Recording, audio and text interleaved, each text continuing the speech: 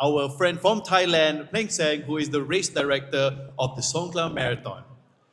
So before we get into things, I just want to say a big welcome once again to Twin City Marathon 2026. It is wonderful to see all of your faces today as you guys collect your goodies, and also before you guys venture into the big day tomorrow, which is the full marathon and half marathon of the Twin City Marathon 2026, the 11th edition. The energy today is really bubbling and is very, very exciting. It's already day 2 of the Twin City Marathon experience, and we cannot wait to see the flag offs for tomorrow. So before we go any further, I think it'll be very apt to just quickly say hello to our esteemed guest panelists. As I mentioned, we have Patricia first. Hello, Patricia. Hi, everyone. Good afternoon. Hi, Adrius. Thank you for having us here. No, it's our pleasure. And hello, Pleng Sang. Hello, everybody. Hello. And how do you say hello again in Thai? I mean, I'm very sure that everybody knows it, but can you give us an authentic version, please? สวัสดีครับ Sawadee-krap. Krap. Thank you so much. Okay, perfect.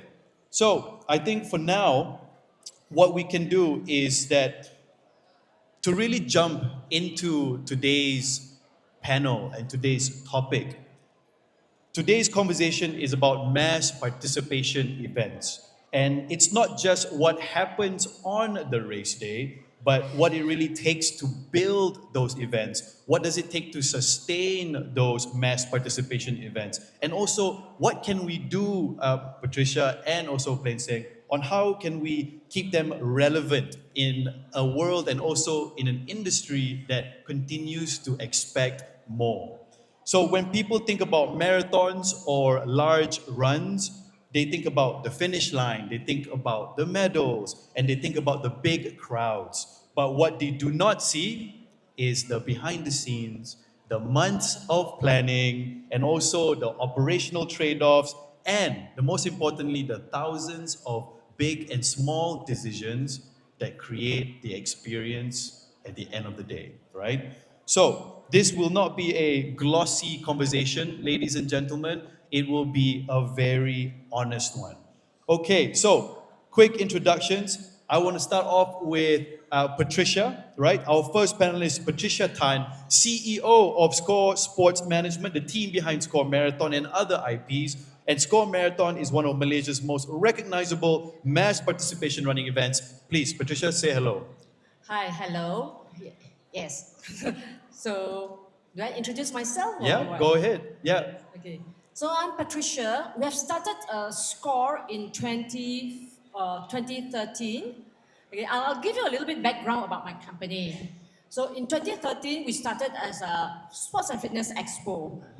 And then we created a run as a byproduct to attract people to the expo to collect their race entry pack. And that is how we started our first run with 3,674 people for 10 and 15 km in Padang Mabok. That's how we started. And what year was that, Patricia? Our first run was 2014. In 2014. So yes, so we are now like 12 years already. 2014, and it's about 12 years afterwards. And you mentioned earlier that technically you started with less than 5,000 participants. Is that correct? Yeah, correct. And then what are the numbers now that you're aiming for 12 years later? So last year we achieved 33,000 people. We are very grateful. And this year our target is to meet 50,000 participation. There you go, ladies and gentlemen. Big ambitions from Patricia and her team for 50,000 participants at Score Marathon Malaysia this year. And Pleng Sang, before we pass it over to you, I think, Patricia, you also have a video that we can play. So if it's okay, Pleng Sang, we're going to quickly play that video for the audience here. So Joe, from the back of the house team, please let's cue up that video and then let's enjoy.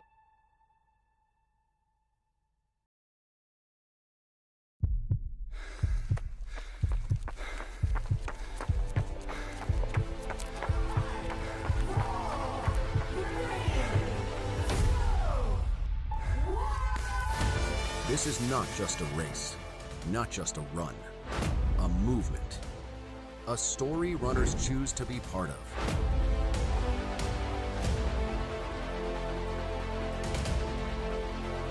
We didn't just grow, we dominated. We turned starters into believers, finishers into legends. This isn't just about the miles. It's about the moments, the emotions, the connections. This is when runners don't just show up, they show who they are. Feel it's amazing, like, after so many years, we are doing all this and then we're seeing so many people here. It's great. It's a good run. Excited to be here. Consider very good. So far, memang puas hati lah. All the crews are very encouraging. Yeah, we get so many free gifts. Kali ni lagi best, meriah. I really enjoy myself. Thank you, Score, for organizing this one, and this was really fun. This is not just a race. This is community. This is personal achievement. This is lifelong impact. Join us. Build the movement. Be part of the Score Marathon story.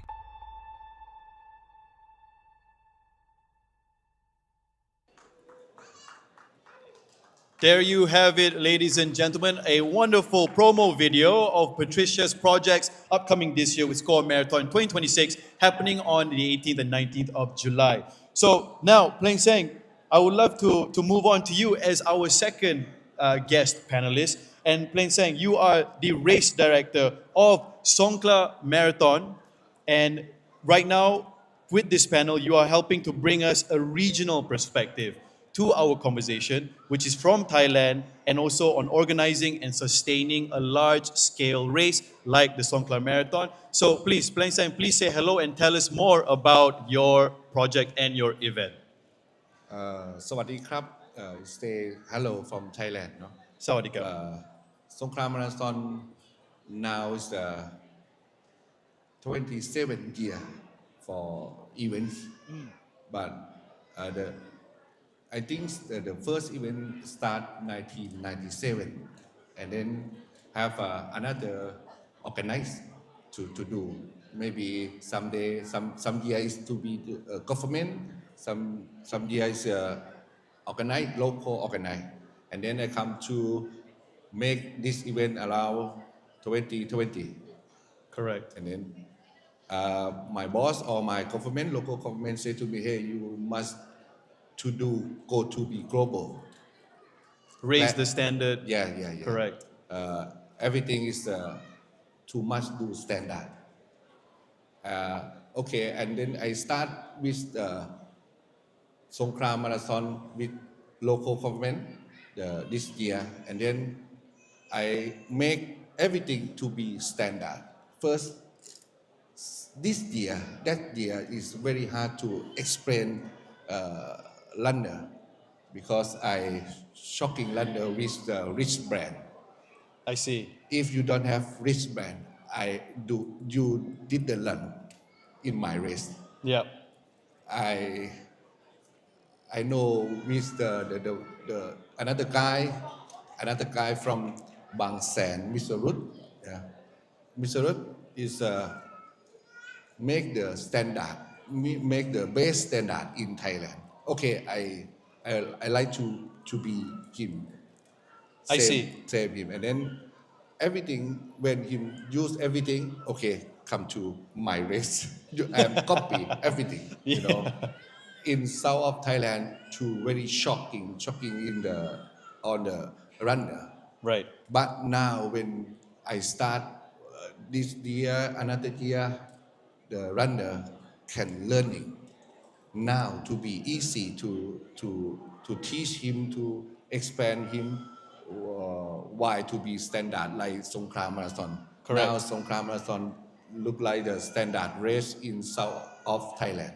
That's great to hear. And the main takeaway from what you just shared there, Plain Sang, is setting the bar and setting the standard, Yep. right? And taking that challenge as an IP owner, as a race director, and realizing that you have the influence to set the standard and the bar of the event experience for a large event like a marathon, right? That's really great. Thank you so much for sharing that one. And before we go any further, Plain Sang, Patricia and Plain Sang, we have the products here on our table, which is from the official event partner, Yeah. which is Rockaby, right? So please, guys, if you guys are thirsty, please take your pick of whichever flavor you want. My personal favorite is the double espresso, right? So if you guys want, please take. There's the Rockaby, which also have a booth right next to our main stage there. So yeah, once again, Plain Sang, thank you so much for sharing all of that. So now, moving forward, because that was you guys sharing the origins and the journey of each of your IPs, right? Individually and respectively, Score Marathon amongst many others, and also the Songkla Marathon. So I would like to move on now to a conversation with the both of you about the current state of mass participation events in the context of Malaysia. Patricia can help with the context of Malaysia.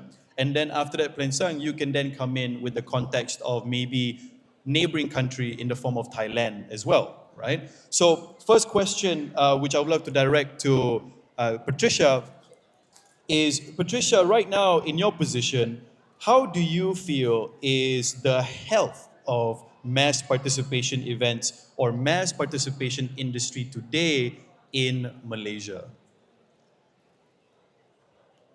Okay, the health of the Correct. events, right? Yes. I actually feel that this is it is just very the right time. Okay, now is growing. We see after pandemic, after COVID, we see a lot of people coming in. Okay, leading a healthy lifestyle. And it's definitely contributing to our industry, mass participation. And we also see a lot of young people joining. Running is something quite simple. You just need to have a pair of shoes. You don't even need a buddy. You just run alone. That will Correct. do as well. Yeah. And there's a lot of opportunity here. We also see a lot of runs, okay, marathons like Twin City Marathon has grown, okay, tremendously. Correct. So some of the other runs are also growing tremendously. So I would say that it is a good growth, and I will see that it is still continue to grow.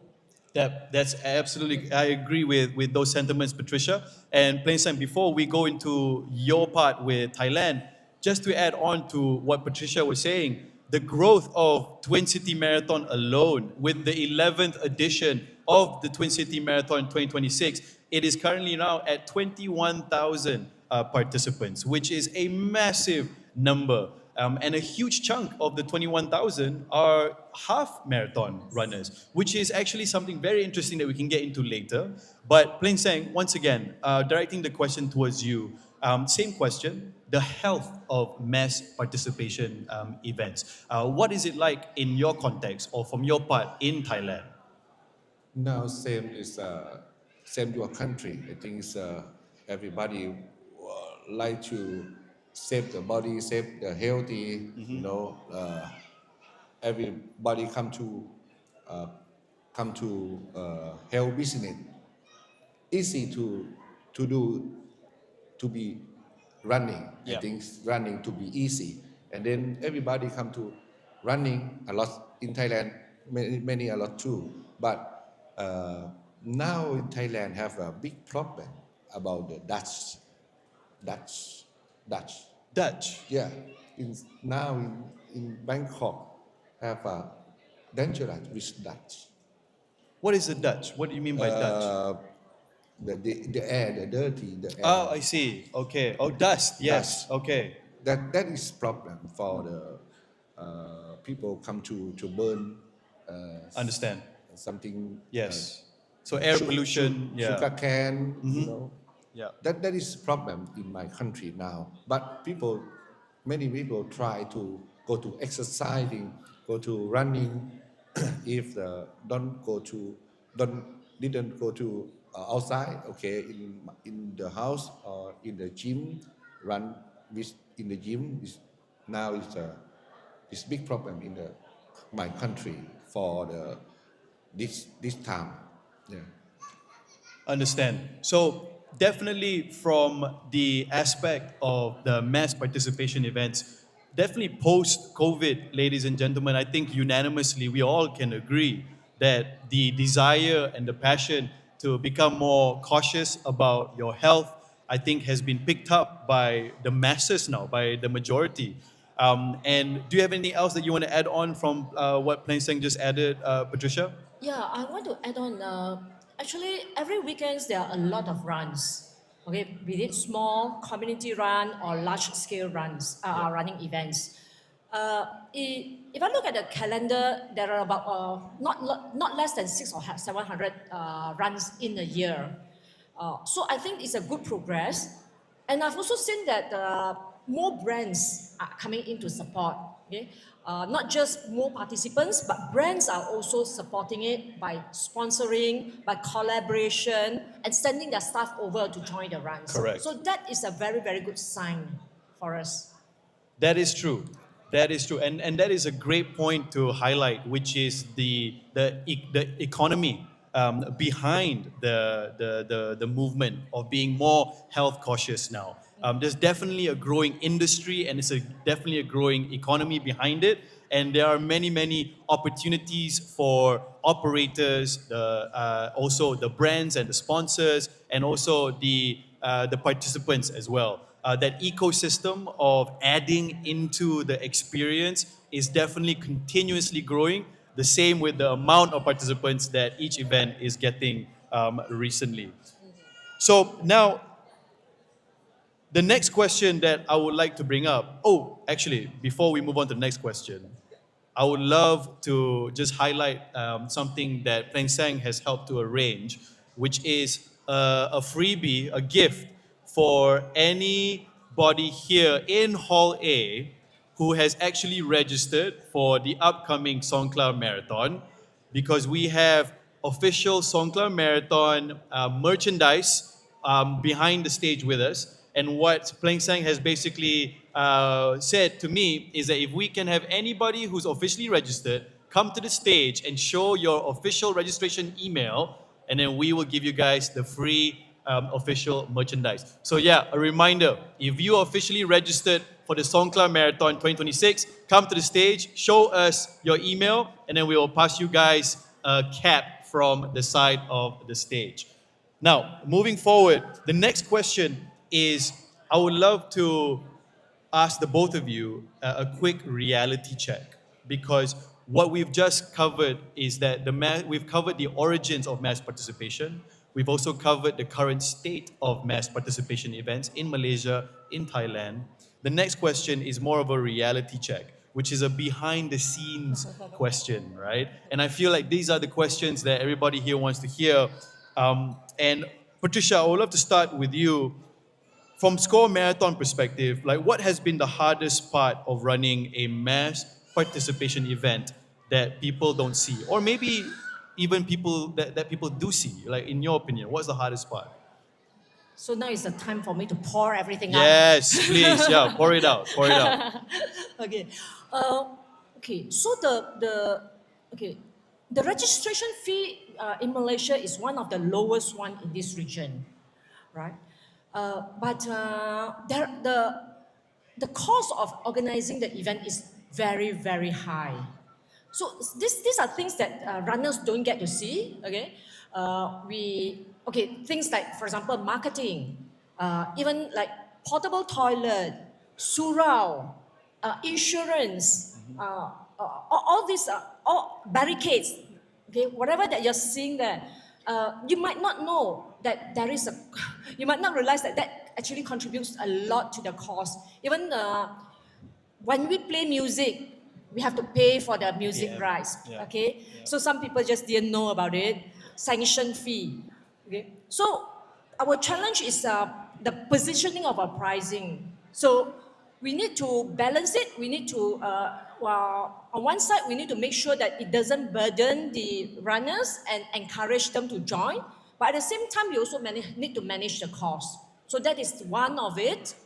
And secondly, our preparation, for example, for Score Marathon starts about 9 to 10 months earlier, right? And definitely, of course, the conceptualizing and then planning the routes and everything. So this will actually take a long time and a lot of effort to put in. So, yeah, these are our challenges lah, normally. And safety is the most crucial thing that we have to look into. That is true. And the main takeaway that I got from that, Patricia, is essentially the whole picture, right? Because the question was, what are the biggest challenges? And in your position, you were able to share that the biggest challenge is pretty much the event in itself, because there are just so many aspects to the event that, like I said, that people don't see. You mentioned the music licensing, you mentioned the sanctioning, right? Which these are all very important elements for an operator or also an IP owner that believes in the standard of the event, that believes the participant or the consumer deserves I guess I'm brave enough to say, a world-class event. Because I believe that that is the aim for even people behind Twin City Marathon, people behind SCORE, people behind the Songkla Marathon. It is to make sure that within your power, you are creating a world-class event. And the challenges of trying to achieve that world-class event can differ and change every week, right? Because like Patricia mentioned, it's a 9-month journey to build towards an event. Yeah, there's a lot of moving parts. So if I were to show you our checklist, you will see, ooh, everything you see, from the very, very big one to the very, very tiny one. So for us, it's the little thing that makes the difference. Okay? Yeah. And Pling Sang, same question from your perspective with Songkla Marathon and what you have to deal with in the southern part of Thailand. What are some of the biggest or even smaller challenges that you want to share? In my race, Songkla Marathon, I think is everything do same scroll marathon. Everything is a lot of item, a lot of detail for people didn't know how to make it, how to do it. But I thinking about Songkla or Thailand different Malaysia is the one thing. In Thailand, the crazy about the food when come to when come to finish line in Thailand, people from Thailand many want to many food, noodle, rice, or many things. If my event don't have like this, people complain, very see. complain. When the last year I go to Patricia race, oh, just easy, just quickly, That is different thing about the culture in my country, because in my race have many fruits, have many things to eat, many things. Have the example in Bang San have the look like the oasis. Mr. Rat say oasis. That's oasis. Him have the pizza. Pizza is very delicious. People come to join. Correct. That for take the long time for eat, blah blah blah, enjoy and then run. Some people take the whole box, for the create for the show. That is a different culture, but the same thing in my race and Patricia race about the medical planning, medical director. Planning. The runner didn't know when him come to join the runner events in my race or she race. Me and she to plan everything too very hard to about the medical. When the people fall down, 4 minutes go to charge. Response and then time. Go to the hospital. Correct. Because for me it's a small race, 10,000 people. I'm very serious when the race began. Yes, and Very dangerous. correct. And yes, so I think what you've helped to highlight there, Prince Sang, is once again going back to the checklist that we all must have if you are an operator for any event, whether it's for 10 packs or 10,000 packs, that checklist. And especially as the number increases, then the importance of a medical response plan, right? The black and white medical response plan, which is the health and safety of the participants. Because as you would both agree, being in your position, you are responsible for the experience, and that means you're also responsible for the health and safety of those participants. But I would love to take one step back, Plain Sang, because you mentioned about your challenges being the food, right? And you know, as we all know, in all of our mass participation events, the F&B experience is actually very important. And I bet you, Patricia, you will also be able to share the challenges of making sure you curate the right type of food. But then it brought me to think about tourism, right? Because I feel that in your perspective, Plan Sang, with Songkla Marathon, it is a matter of a destination event because it's in southern Thailand, coastal, if I'm not mistaken, right? There's also a path where you run next to the beach, right? That's correct. So yeah, it's almost like a destination event, meaning that the demands of the participants are different, right? And so on that note, in terms of tourism, Patricia, I would love to ask you a question in regards to your experience with Score Marathon. What has it been like in regards to visitors from other countries? You know, you don't have to share specific numbers, but then like, how has it been like in this past few years with your increase in numbers and also tourism as well? Yeah, definitely. Runcation is a thing right now, you see.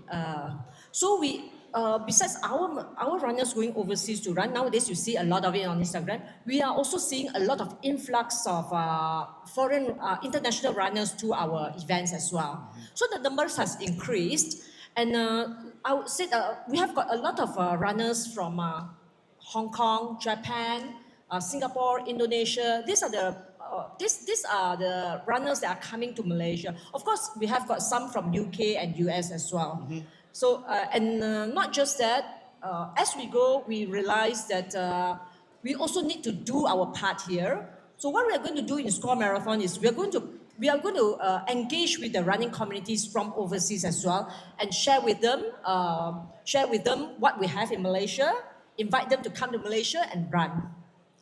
Yes, correct. So, and Plain Sang, what about you? From your context, in regards to tourism, what do you have to share? People runner, foreigner. Right? Correct.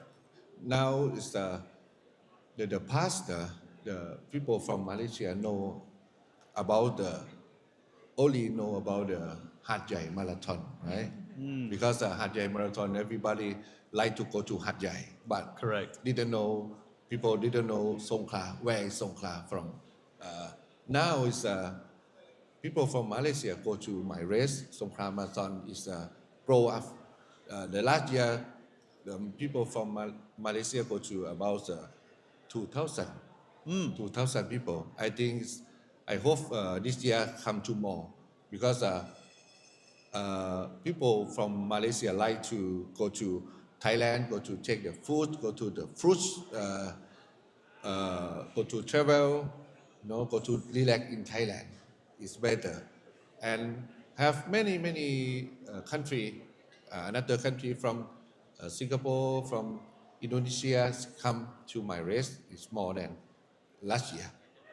And normally, Songkla Marathon is almost south of Thailand runner because the runner in South Thailand come to my race, go to be the one runner southern I see. Thailand, come Understand. to be like that. That is my last race, and then that's my point. And then I want to make the race go to the big destination because my race start near the sea. The route is so beautiful. Go to the past, the whole town, the old town, and the center the town. Go to the Koyo, go to the bridge, and then I think it's beautiful race. I want to promote my race. Go to everybody know. Oh, it's good in Thailand or in South Thailand. Yeah. Yes, and so thank you so much for that, Pling Sang. And I would love to take also another step back to Patricia, what you mentioned earlier about the runcation, is it that you mentioned, right? Destination. Right, the destination runs, Yes. and then how that is linked to individuals per se, or even communities. And when I say individuals, we're talking about popular runners, right? I guess you could call them KOLs, or influencers, because even with Twin City Marathon, they've invited two runners for the half marathon tomorrow. Mida, who is from Japan, and also Hannah from Indonesia. Two very popular runners, I can say, online on Instagram, and they were just here recently. They did a panel on women wellness and also running. But yeah, that's another just evident about what you brought up, Patricia, which is about destination run events, and then how do you tap into that, and how do you promote your event into like other markets by inviting runners or influencers from other countries. And on that note, Patricia, in regards to community, because I feel that one thing that we've not touched on is community. And in regards to building the event, getting Score Marathon, for example, to 50,000 runners, that needs a lot of help from community, right? And on your end, can you just please share with us any insights that you have in regards to community in KL? Oh, community is very, very important to us. Okay? Community is the one that actually, I think, one of the reasons why the industry flourish is also because of the participation from the runners, from the community. So what we have done is for the past few years already, we have been working very, very closely with the community, the running clubs. Okay, I just met somebody there just now, KJRC. Oh yeah, oh KJRC. Shout out, yeah, shout out KJRC. Yeah, we get them involved in our running clinics, in our activities. They also with their experience, they were good experience that they had in our run. They also help to promote it to their members as well. Okay, so. It has a lot of registration do come from the community. And I believe that some of them are also planning trips overseas as well. So after COVID, not just running has grown, traveling has grown as well. Correct, right? correct. So people are killing two birds with Yeah. one stone. So they travel and at the same time they are running. So they bring their family around and they also running, taking the opportunity to run. Looking So- after the health and also looking at the world as well. Yes, Yeah, yes, yeah. yes. So yes, the community plays. We also have got some ambassadors. So during our launch, during our events, we do engage with the ambassadors who will actually help us to spread the word as well. And KOLs, of course. Yes, and Pleng Sang, from the Songkla marathon perspective, or maybe more specifically from a Thailand perspective, do you believe that it is the same at your part of the world as well? In regards to KOLs and influencers and tapping into the community of runners? Yeah, normally in Songkla Marathon not have influencers too much because many normal guy come to join. Because my- the beach my- is enough. Yes. Yeah, the beach is enough. Yeah. Because I want to growing slowly. Yes. Because I want to control something. Because have many people come to join my race too quickly. I have problem in my city. You know, have many problem in my city.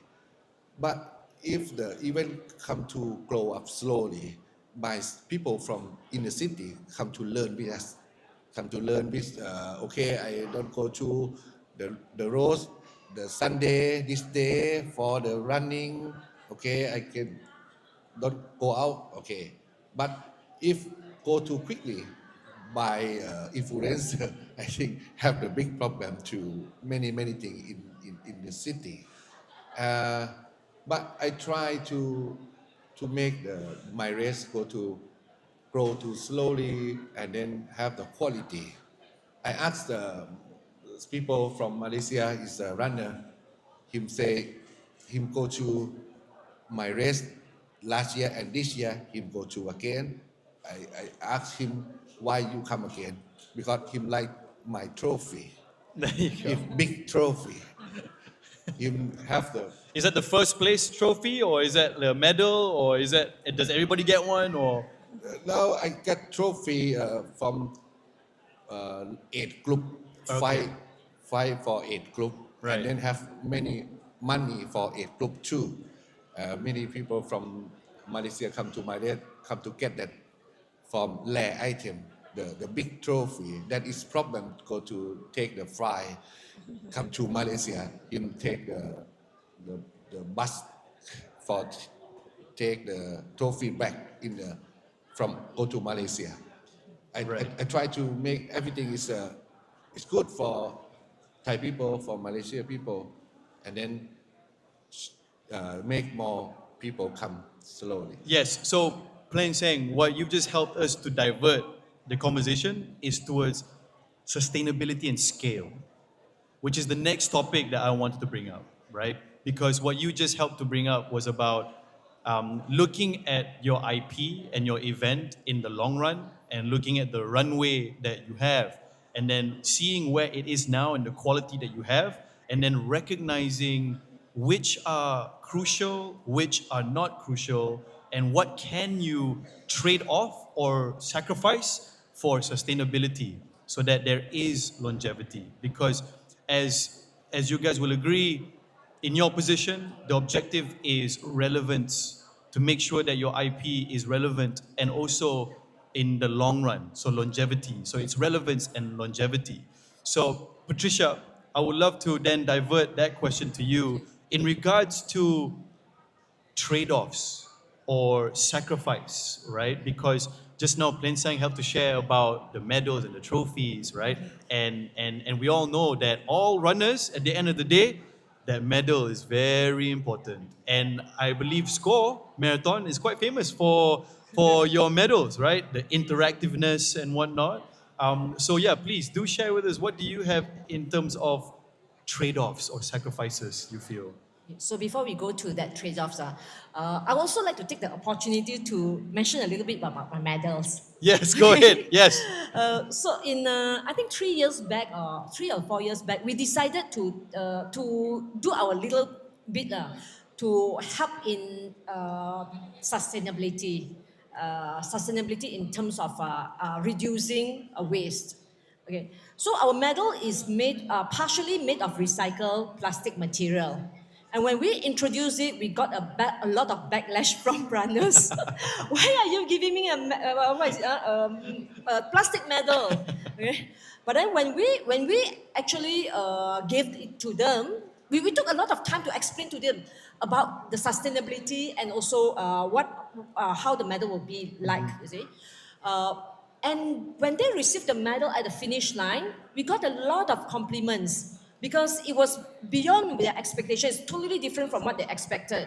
So besides the plastic, we also understand that runners would like to have a little bit more weight on their medals, so we added in some alloy as well. So it was a very presentable medal. At the same time, we also reduced the waste plastic locally here. So the medals are made in, of course, in China, and then also are made from Malaysia. And we are glad to say that we have to help to build the economy of the small traders or small industry in Malaysia.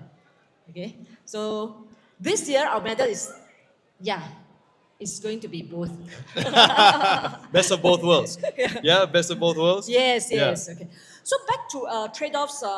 There's one thing I can trade off anything, but there's one thing that we will never trade off. Is the safety of the runners. Okay, safety is our number one thing. Okay, of course, safety then will come with the experience. In my 12 years of running the races, I would never feel comfortable until my technical team tell me that, Pat, the last runner has arrived at the finish line. And then I'll feel relief, lega. Okay, I can go and eat. I can go and rest. Otherwise, in my heart, I will still make sure, I still have to make sure that, okay, everything is going on right. People are still people are still coming in safe and also had a good experience. Okay, so I was just joking just now. I told my business partner, the one thing that if you were to ask me to cut costs, the one thing that I will cut, guess what? Food? Portable toilet. Oh. So you pee at home first before you come. Okay, just kidding. Hold it in, right? Yeah. Yeah, so yeah, thank you so much for that, Patricia. And yeah, I can definitely agree with you. Being from the industry as well, reducing on the portable toilets would actually be significantly, yeah, that would help out with the event bottom line significantly. Yeah. And Plain Sang, what about yourself, right? From, once again, Songkla Marathon perspective, in terms of like any sacrifice or trade-offs that you have made for the longevity of your IP. Normally, Songkran Marathon is to be green level, right? And then green level, much to less plastic, you know, have everything is to reuse, to reuse less plastic bag, less plastic cup, you know. I try to present that to government. Okay, government, you must have the paper cup, have everything is the reuse and good to nature for the rule like that. But important in my race, same Patricia, is safety. Is safety for runner. Everybody come to my race in safety. When come to my race, 10,000, okay, go back to home 10,000.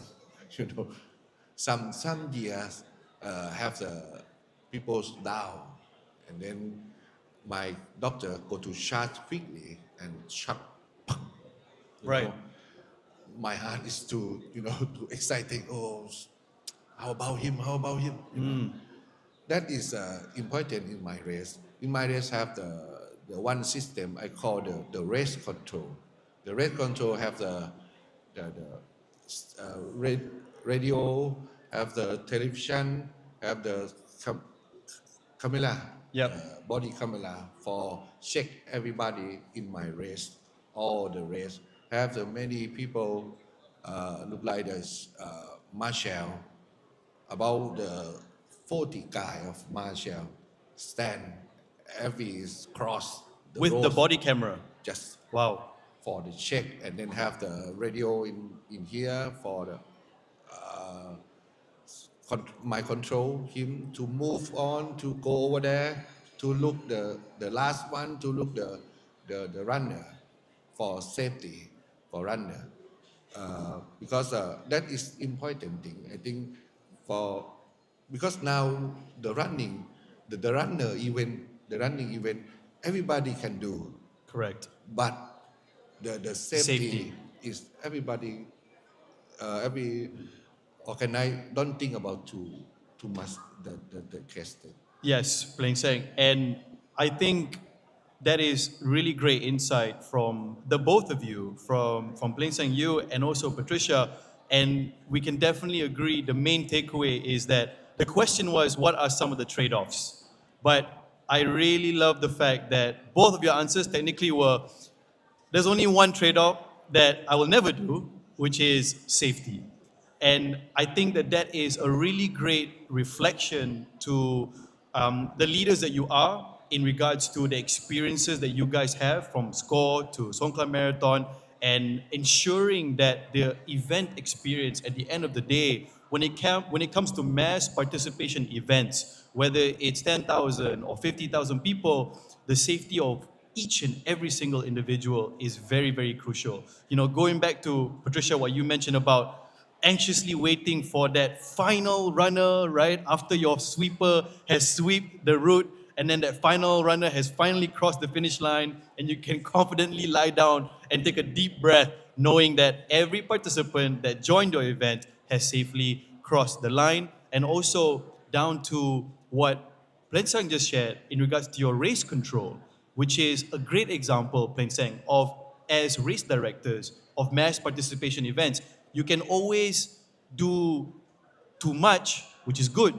You can always do too much, but you can never, ever do too little, right? From having body cameras for your marshals so that you have full visibility, like I mentioned, I believe that we can all agree you can always do too much, right? Now, on that note, in regards to doing too much and doing too little, right? Patricia, I would like to ask you a question, or for your opinion, in regards to maybe certain events or certain reports that maybe we have heard in Malaysia or maybe in the region of events that don't do enough, right? Because we have heard of events that maybe are not safe, or maybe they don't prioritize safety, right? Because as a consumer or as a participant, their risk is out there for any event that they go to, right?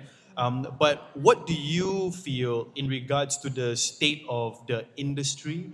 Because as we agree, so many races and so many runs are happening now. But what do you feel about, especially from the consumer perspective, making sure that you pick the right event, or maybe picking the right race, or maybe you have an advice for other organizers in terms of what they can prioritize? We work very closely with the police, the authority, for road closure. Yeah. So the road closure can start from 11 o'clock, 12 o'clock, midnight, and then the marshals, the crew, they will set up all the cones and barricades, and then very early in the morning, the police will be there to make sure that to direct the traffic and close some of the road to redirect the vehicles to other places. So this is one thing that we that contributes to the safety. That's very, very important. So there are about 600, 700, or 800 runs in Malaysia. And that's a lot. That's a lot. That's a In lot. Malaysia alone. In Malaysia, Yeah, yes. yeah. But some are very community runs, some are charity runs, some are bigger scale or medium scale. Yeah. All right. So every weekend you can choose from the 3 to 4 runs that you want to run. Okay. I'm glad that I see actually runners are more aware now. Okay. A lot of people, when they just started to run, they do not know which run to choose. They will just go, okay, click here, click there, click here, click there. But as they progress, they start to hear from the community, learn from their experience. So they are more selective in the sort of runs they want to join.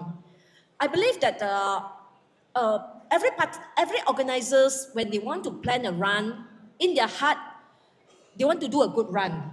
They want to make sure that nobody wants to plan a run and say that I don't want to do a good run. I don't care about safety. Everybody wants to do it. But then it's just depends very much on their capacity and capability to do that. Because as I mentioned, cost could be one constraint.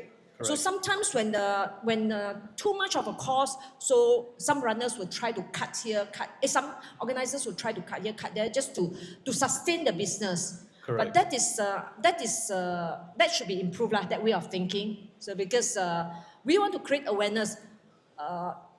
Okay, so I do have clients who come and tell me, potential clients who come and tell me, Patricia, can you do a run for me? Then I say, how is it going to be? Okay, can you collect the money, and then after that you minus off your expenses, the balance you give it back to me? I told them very straightforward. I said it's not the cost of the running the event is very, very expensive. You won't be able to get a return immediately. So this is something that anybody who wants to organize an event should do a proper calculation, do a math, whether you still want to continue to do, or you have to think of other method, but to make sure that the safety is not compromised. Thank you so much for that one, Patricia. And yes, moving on from that question, Lin Sang, in regards to advice that can be shared to potential other organizers, or once again, even advice that you can give to consumers, participants, in regards to future events, do you have anything that you can share as well? Share what? Like in terms of advice for like other potential organizers, in regards to, I guess, what Patricia helped to bring up was, the calculation, right? making sure that before you venture into trying to execute a mass participation event, making sure that you do the calculation, that it is all above board, and that you can execute. Because once you find out that you do not have what it takes, then that's where the trade-offs start to happen, and that's where you start to neglect the priority of the consumer, right? So I just wanted to ask, like, in regards to how you operate, because I really like what you shared about the race control, because I feel that any other organizer, not a lot, will actually agree to executing a race control, because maybe you can share with us the commitment that it takes to do something like the race control. I thinking about first, every year my crew or volunteer is change every year. I must have the plan for the do everything same every year, and then I make the race control. The race control have the many rules, many detail for control everybody, control every marshal, control every people in the start line, you know. Marshal in the start line, on the start line have the radio in here and listen to me. Okay. Race director.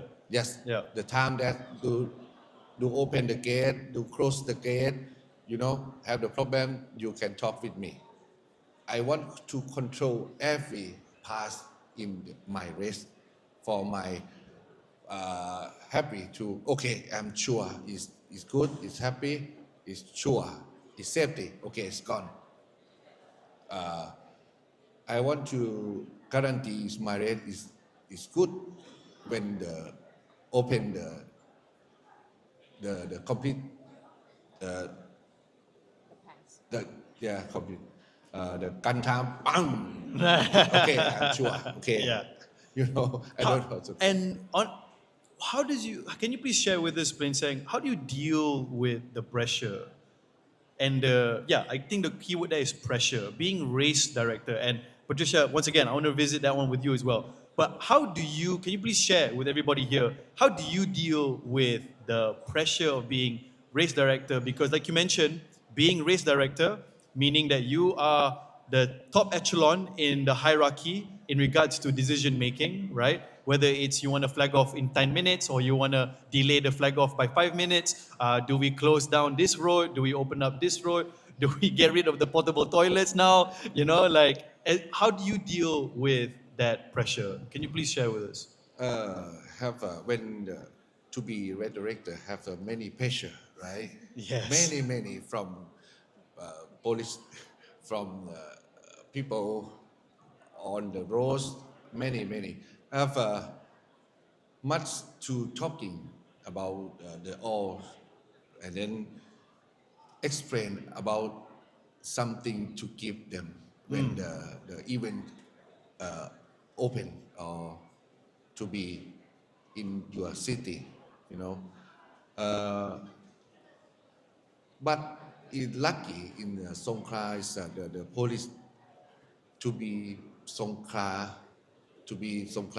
province.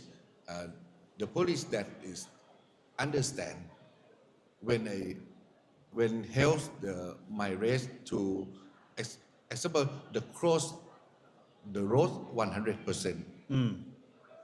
The runner very enjoy that, I come to Malaysia and then I run in Malaysia. Some roads in Malaysia can cross 100%, right? Just cross half and half have the car run. Correct, next to the runners. Near me. I'm afraid like that. I'm afraid maybe I'm going to die. Yeah. But in my race, I talking about like this with my police. My government understand and then cross 100% for everybody happy, joy in my race, run, not have car, don't have only maybe have a little bit dog, just only dog. Don't have car, don't have motorbikes, and my people in city to understand now the one day for Sunday in this year. Okay, I like to close. I don't to go out in the morning for Because the roads are closed. for the Songkram Marathon Yeah. for runner Yeah. because the runner and foreigner come to my city to pay the money for Yeah. the food. Take the food. I have a big Correct. Yeah. Yeah. So I think, and definitely tomorrow, when the Twin City half and full marathon is flagging off, I have a very strong feeling that all the Putrajaya and Cyberjaya residents Yeah. are going to feel the same way, Yeah. and they're all going to decide, you know what, I'm just going to stay at home whilst the 21,000 people are running through, right? So now I would love to just divert back to Patricia before we try to wrap things up, which is the question about the pressure. Because I feel that with the Songkla Marathon, Plesang, you are the race director.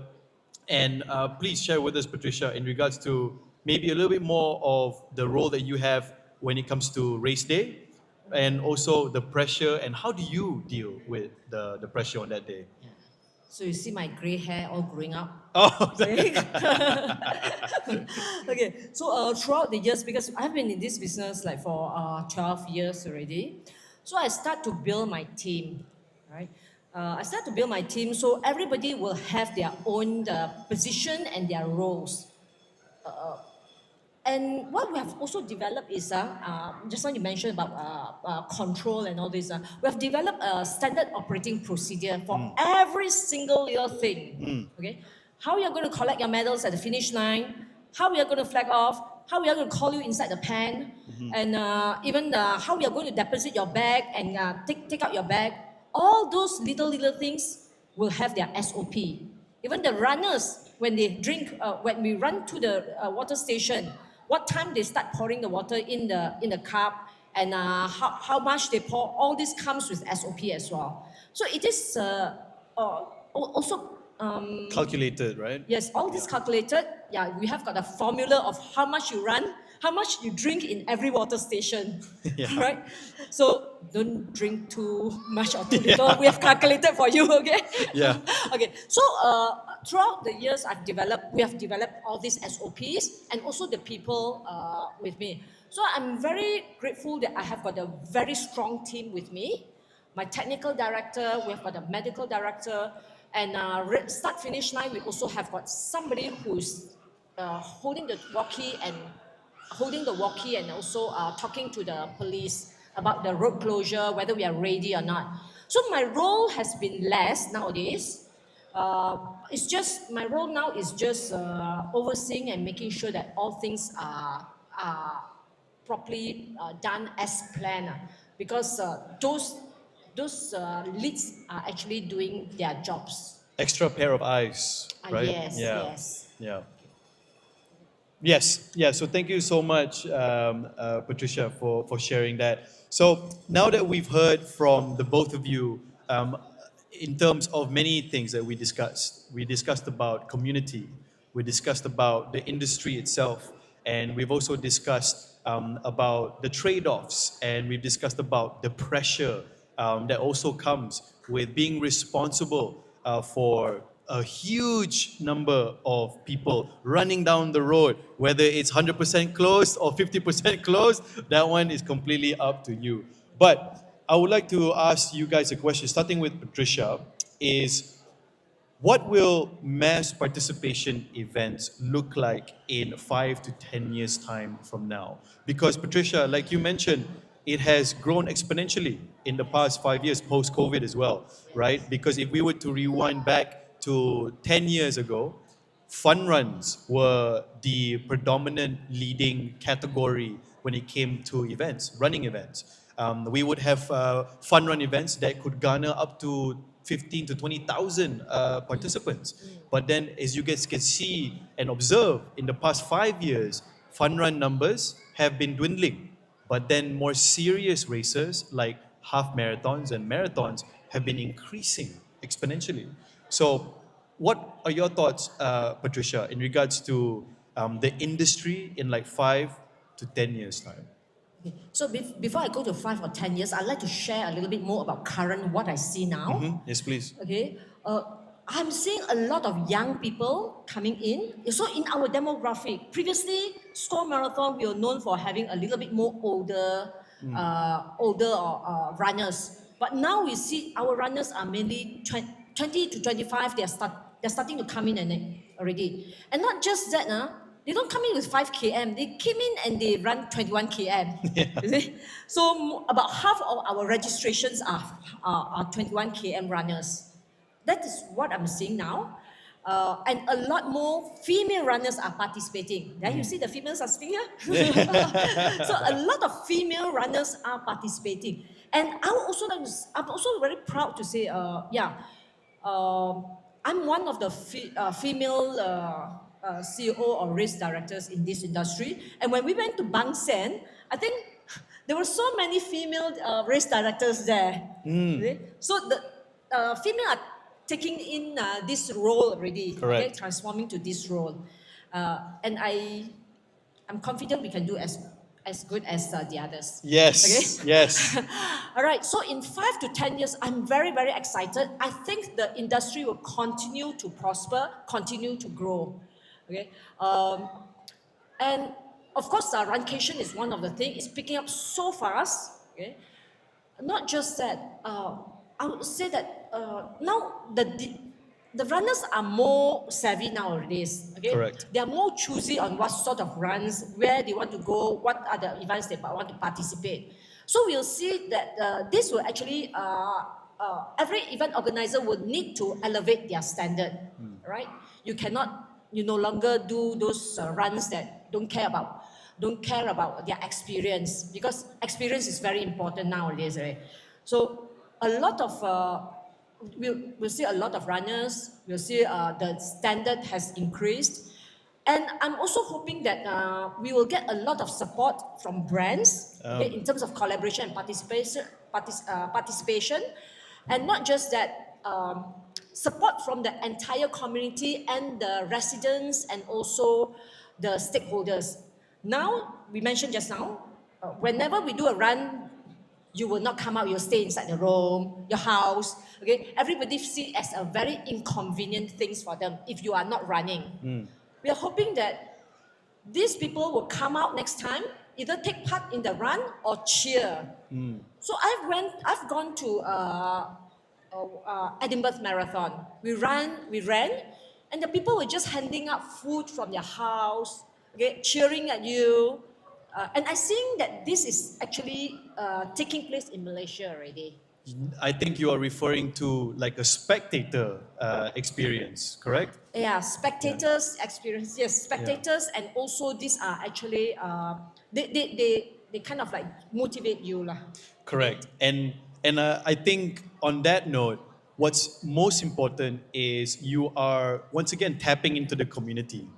And correct, you're tapping into the community. You create an event that becomes a staple of that place. Like for example, Twin City Marathon has become a staple of Putrajaya, Cyberjaya, the 11th edition now. And then obviously with the Songkla Marathon, which is I think over 25 years already a staple event, which helps to grow the economy. And then also, like Patricia mentioned, we would want to then tap into the community and then get the non-runners who like maybe initially we said would stay at home.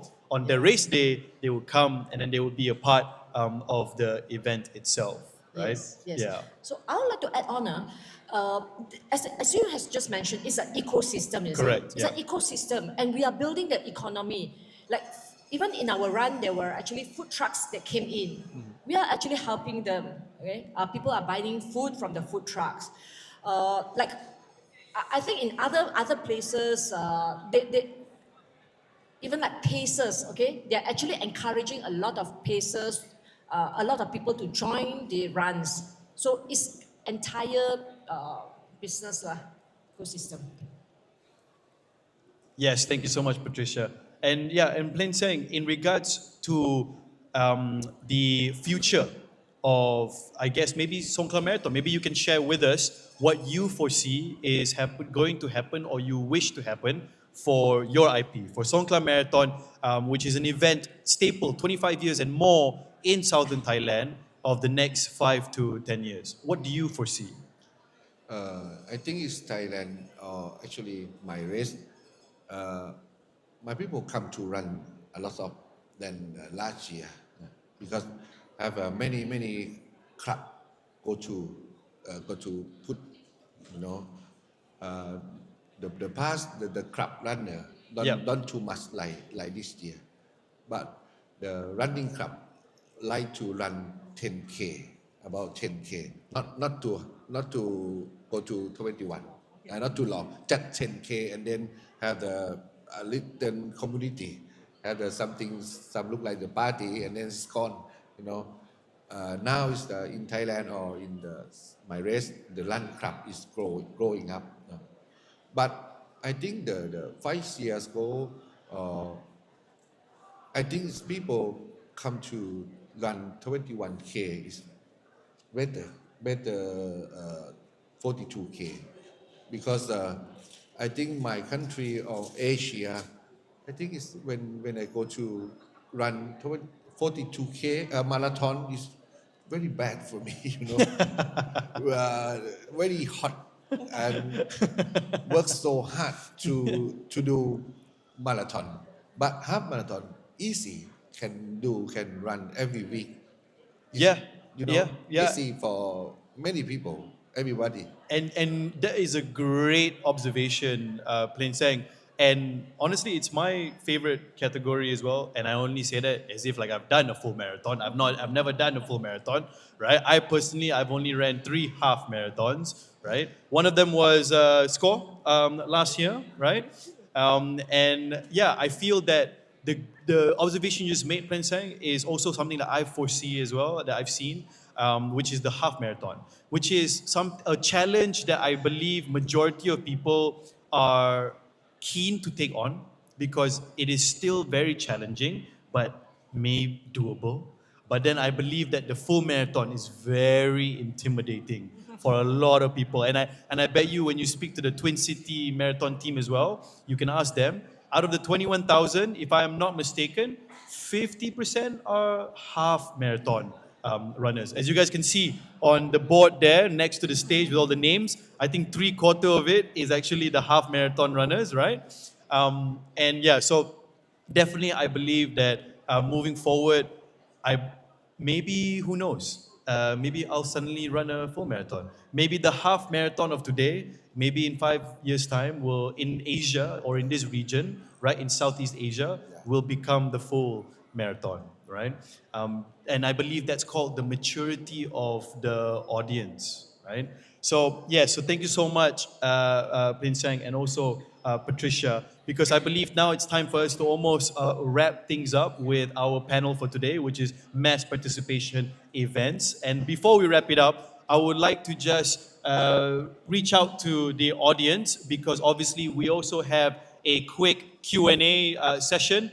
So please, if there's anybody in the audience that would like to extend any questions towards our guest panelists, to Plain Sang and also to Patricia, please put your hands up and let us know if you have any Q&A.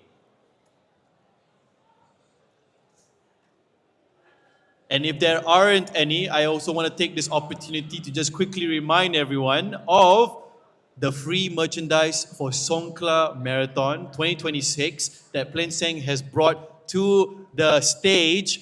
And the prerequisite is, if you have signed up for the Songkla Marathon 2026 and you can show us your official registration to the race director here, then you will get a free cap. There you go. We have one person here who's put his hand up.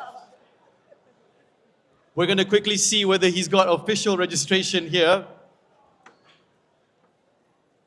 He's scrolling his phone now. He's going to show the race director of Songkla Marathon his official registration. Yes. There you go. It's official? Is it official? Yes. Yeah, official. There you go. Songkla Marathon Cap. There you go.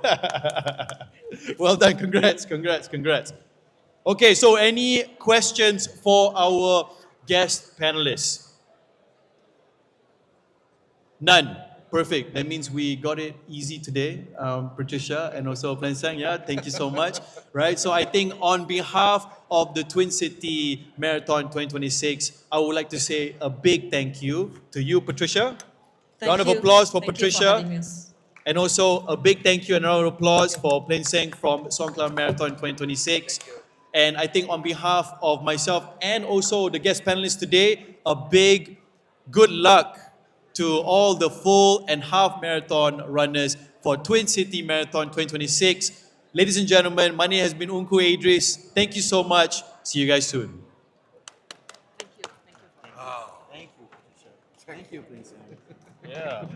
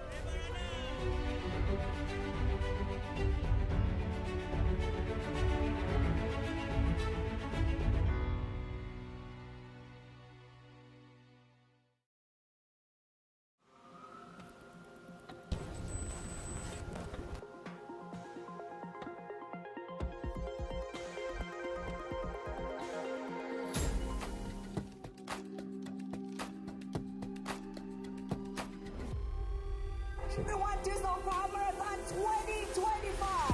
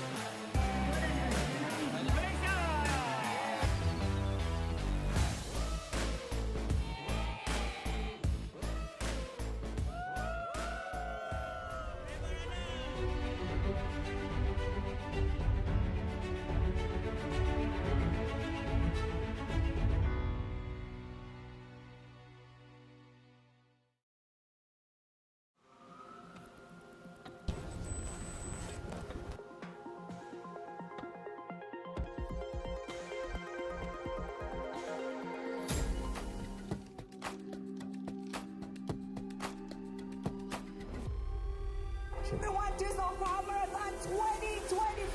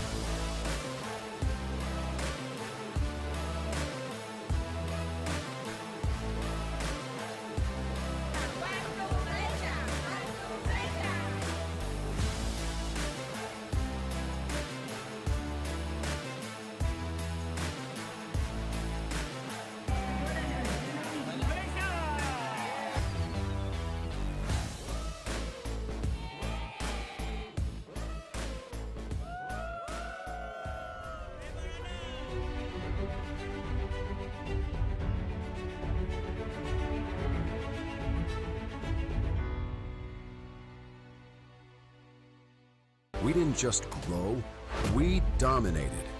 We turned starters into believers, finishers into legends. This isn't just about the miles. It's about the moments, the emotions, the connections. This is when runners don't just show up, they show who they are. I feel it's amazing, like, after so many years, we are doing all this and then we're seeing so many people here. It's great. It's a good run. Excited to be here. Consider very good. So far, memang puas hati lah. All the crews are very encouraging. Yeah, we get so many free gifts. Kali ni lagi best, meriah. I really enjoy myself. Thank you, Score, for organizing this one, and this was really fun. This is not just a race. This is community. This is personal achievement. This is lifelong impact. Join us. Build the movement. Be part of the Score Marathon story.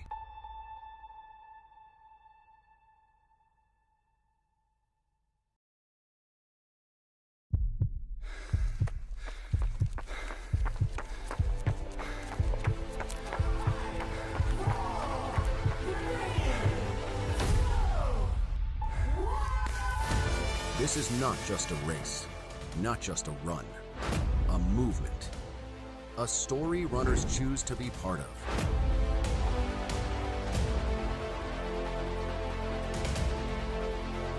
We didn't just grow, we dominated. We turned starters into believers, finishers into legends. This isn't just about the miles, it's about the moments, the emotions, the connections.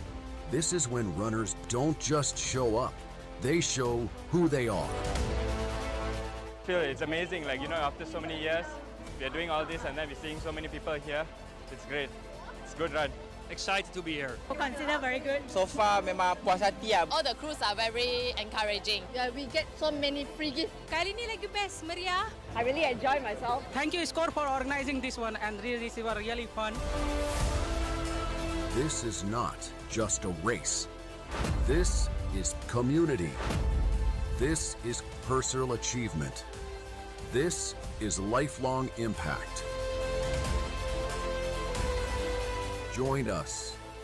Build the movement. Be part of the SCORE Marathon story.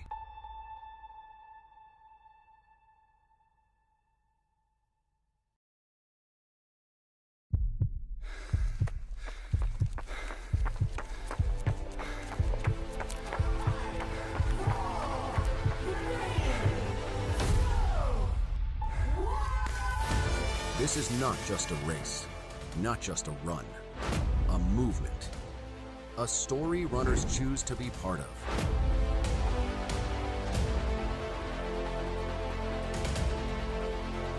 We didn't just grow, we dominated. We turned starters into believers, finishers into legends. This isn't just about the miles, it's about the moments, the emotions, the connections. This is when runners don't just show up, they show who they are. Feel it's amazing, like, after so many years, we are doing all this and then we're seeing so many people here. It's great. It's a good run. Excited to be here. Consider very good. So far memang puas hati lah. All the crews are very encouraging. Yeah, we get so many free gifts. Kali ni lagi best, meriah. I really enjoy myself. Thank you, Score, for organizing this one, and really, this was really fun. This is not just a race. This is community. This is personal achievement.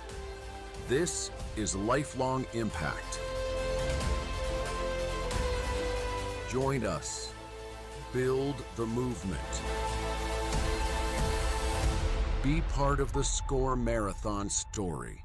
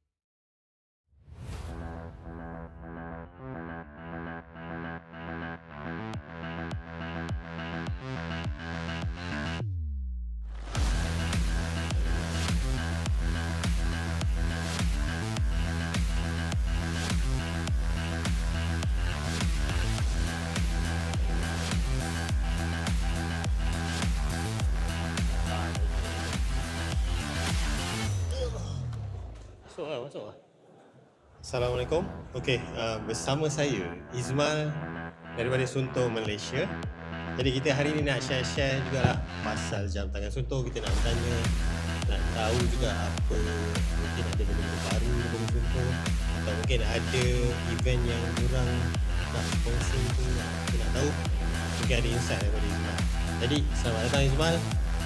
Selamat datang ke RPC Twin City 2026.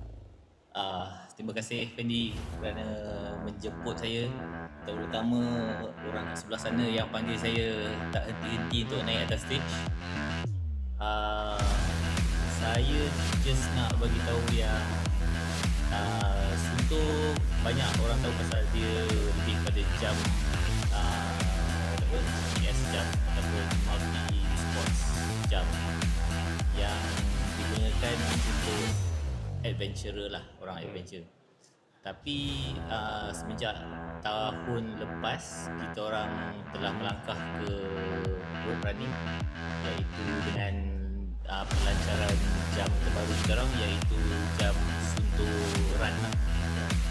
So Sunto Run ni rasanya Bendy pun tahu, dia merupakan jam yang memang khusus untuk pemuda dan juga untuk siapa-siapa, especially macam event macam Twin City ni memang sesuai lah. So hari ni juga kita orang ada bawa jam Sunto Run untuk diperagakan dan juga dijual lah pada penonton dan orang kata apa, pelari peserta semua lah. Dan kita orang juga ada offer yang menarik lah untuk semua orang. Okey, untuk Sunto Run, apa key point atau apa yang macam contoh kalau jam-jam lain ni kita tahu untuk trail, tapi untuk Sunto Run ni apa yang membeza dia dengan jam lain? Contoh Sunto Race 2 ke Sunto Race 3 ke? Okey, macam contohnya bila kita orang mengkaji dari segi runner juga, runner suka jam yang sangat ringan.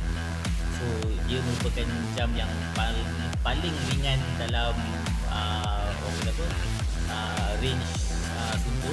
Dan juga bila kita orang kaji-kaji juga, dia orang suka buat short distance dan juga basically focusing more on running. Sebab tu dalam feature Sunto Run ada track running, ada interval.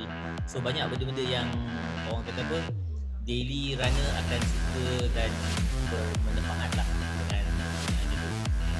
Okey, daripada segi warna ni pun saya rasa warna ni memang striking. So runner kita tahu kita suka warna fluorescent, warna terang-terang. So orang kata nak nampak dari jauh lah. So senang orang detect kata ni runner. Aku nak tahu juga Sunto Run ni, sebab kita tahu untuk road running kan, dia ada tak fungsi navigasi macam-macam? Dia ada fungsi navigasi pasal macam backtrack. Selalunya macam kadang kalau saya pergi training pun berlari, saya nak patah balik ke jalan yang sama ataupun nak tahu mana, so kita ada juga orang kata apa, boleh check dari segi navigasi. Because Sunto ni dalam bahasa Finland maksud dia ialah navigasi. So kalau ditranslatekan iaitu navigasi lah dalam bahasa Melayu. So that's why Sunto ni dia punya core ialah navigation. Jadinya jam yang paling murah atau low range dia pun dia ada. Masih ada. Oh, bagus. Betul. Lah.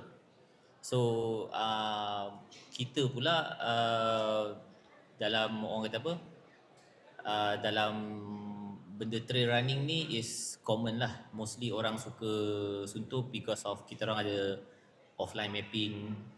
Kita orang yang percuma lah, setengah orang kata apa, jenama tu kita kena beli dan kena subscribe. So basically kita orang bagi secara percuma. Dan juga bila setengah feedback yang kita orang dapat, bukan setengah lah, mostly feedback yang kita orang dapat daripada our customer is kita orang punya real time navigation tu sangat laju, sangat pantas. Dia mengalahkan Waze. Saya datang ke Putrajaya tadi pun Waze saya gila. So saya rasa macam nak guna jam je datang sini sebenarnya. Tapi memandu sambil tengok jam macam ni. Itulah. So saya rasa mungkin kenalah. Saya punya fan tu Atan. Tu Awang tu fan saya juga tu. Okey, lepas tu kita nak tahu juga. kita dah cerita pasal Sunto Run. Nak tahu pasal jam terbaru Sunto Vertical 2. Sebab orang tanya saya tau, Okey. Vertical 2 atau Race 2? Okey. Kalau Fendi nak jawab macam mana? Kalau saya, Ha. saya akan pilih Vertical 2. Oh, kenapa ah? Sebab bateri dia lagi lama berbanding Race 2, kemudian dia ada LED. Betul. So basically dia optional ataupun personal opinion lah. Macam saya sendiri, walaupun saya tengah pakai vertical ni, saya lagi suka race 2. Saya pakai vertical 2 tapi saya suka pakai race 2 pasal race 2 ialah ringan dan juga saya boleh, orang kata apa, saya cukup dengan apa yang ada dekat situ je. So kita tak payah ada banyak-banyak features. Because bagi saya vertical ni memang the most highest end from Sunto. So dari segi orang kata apa, spek dia memang paling tinggi. Tapi macam saya ni sederhana cukup lah. Saya tak perlukan yang orang kata apa terlebih tinggi. So it depends on individual lah, because kita orang notice some of them kalau betul-betul adventurer dia orang akan pakai vertical. Dia orang macam nak pergi, ada yang kawan-kawan saya pergi Annapurna lah, pergi Everest lah. So kita orang cadangkan untuk cuba vertical lah. Okey. Twin City ni orang selalu cakap kan, kalau kita baca kat thread ke kat Twitter, orang cakap berbukit. Jadi ada tak dalam jam Sunto tu, ada tak fungsi yang boleh kita bantu runner untuk tahu bukit ke apa benda ke? Boleh. Pasal ramai orang tak tahu. Okey, saya boleh cerita macam ni lah, overall lah, generally ramai orang yang beli jam, dia tahu pakai jam tengok masa, percentage tengok masa, dan basically track dia orang punya aktiviti masa tu. So orang tak tahu kegunaan jam ni sebenarnya ada banyak. One of the things yang benefits yang boleh guna ialah dia boleh upload ataupun download GPX, di mana kita boleh tahu hala tuju mana kita nak pergi, dan juga ada elevation. Elevation tu kita boleh tahu depan tu let's say berapa meter ada elevation, so orang tahu ready untuk conserve energy, untuk attack macam mana. So macam saya sendiri kadang-kadang saya akan make sure saya walaupun macam kita tahu runner macam Haziq pun dia berlari, dia akan upload orang kata apa GPX walaupun lari road, pasal dia pun trail runner. Tapi maksud saya itu adalah satu benda yang patut dipraktikkan kepada semua pelari, di mana tak kisah road runner ataupun trail runner, sebaik-baiknya ada GPX untuk track ataupun kita tahu mana laluan dan juga orang kata apa elevation yang kita akan hadapi. Okey, saya memang pengguna Sunto dan saya rasa load GPX file tu satu perkara. Tambahan kalau anda advance atau anda rajin explore, kita boleh tambah lagi satu fungsi atau info, iaitu CP info. Betul. Kita boleh letak CP info. Contoh organizer dia tak letak detail, tapi dia letak detail dalam dia punya race guide, tapi kita boleh tambah info tu dalam kita punya GPX file. Dan benda ni akan membantu bila mana kita lari, kita plan nak fueling kat mana. So setiap kilometer tu kita tahu, okay, next CP kita lagi 2 kilometer. So kita boleh budget nak makan ke, nak minum ke. Yang tu saya rasa sangat membantu lah. Betul. Dia lebih kurang macam point of interest lah orang panggil. Di mana kita boleh pinpoint setiap lokasi tu, kita tahu apa yang kita akan hadapi ataupun kita akan jumpa along the way lah. Macam saya kadang-kadang saya lari ultra ke, saya lari even biasa-biasa pun, saya akan ada satu function dalam Sunto di mana fueling, di mana kita boleh remind kita punya diri dah lari dalam masa let's say sejam, kita boleh remind diri kita dah sejam ni kena refuel, kena ada air intake, kena ada gel intake. So itu memang penting, because bila nak lari in a distance ni tak boleh pakai lari je, you have to, orang kata apa, body condition tu kena betul. Okey, lagi satu fungsi saya rasa mungkin orang tak biasa guna tapi adalah Ghost Runner. Betul. Ghost Runner ni ialah kita ni kadang-kadang kita nak lari ikut pace kita boleh set pace tu dekat Ghost Runner. So kita boleh ikut target pace kita. Kalau macam alah, nak lari nak ikut belon ni kadang kita nak berhenti kejap susah kan. Boleh pakai fungsi Ghost Runner dekat jam tangan suntuk. Betul.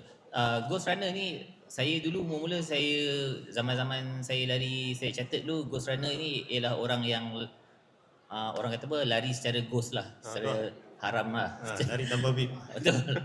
Tapi bila sekarang ni function yang Ghost Runner ni ialah more to untuk memotivatekan orang berlari. Di mana kita macam let's say saya buat satu pusingan, saya lari laju, lepas tu dia ada Ghost Runner tu akan remind kita kata ini ialah pace kita ataupun dia akan bagi tahu kata kita harus ikut the same orang kata speed ataupun kelajuan yang telah ditetapkan lah.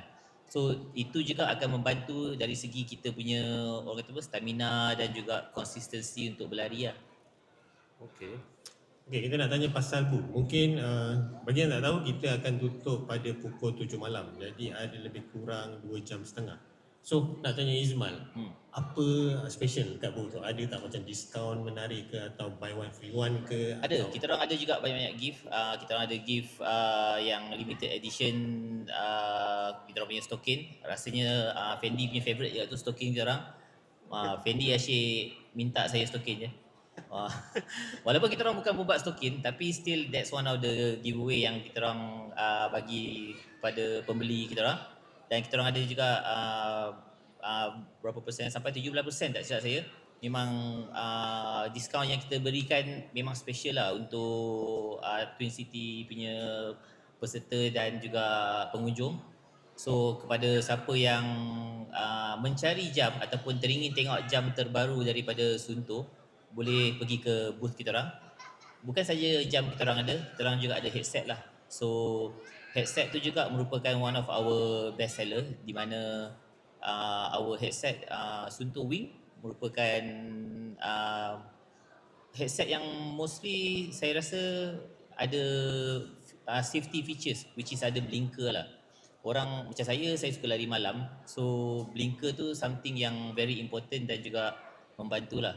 Dan the upgrade features yang ada sekarang ialah blinker tu yang saya suka lah. One of the features yang ada ialah cadencing. Saya notice bila saya lari pelan, dia blinking pun pelan. Kalau saya lari laju, blinking dia makin laju. Oh, okay. Kemudian yang Sunto Wing tu pun dia ada dia punya power bank sendiri kan? Betul.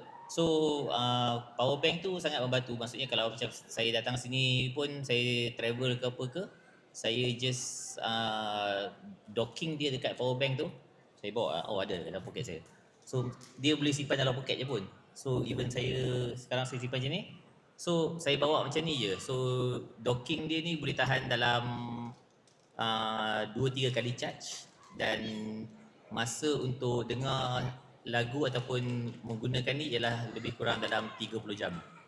Okey, kalau kita tengok kat sini pun dia punya kabel USB Type-C sangat simple. Dia tak perlu custom kabel. Maksudnya anda boleh pakai universal kabel. Betul. So pergi mana-mana pun travel boleh pakai. Sebab tu saya bawa rata-rata dan saya boleh simpan dalam poket sampai kadang-kadang saya pun lupa.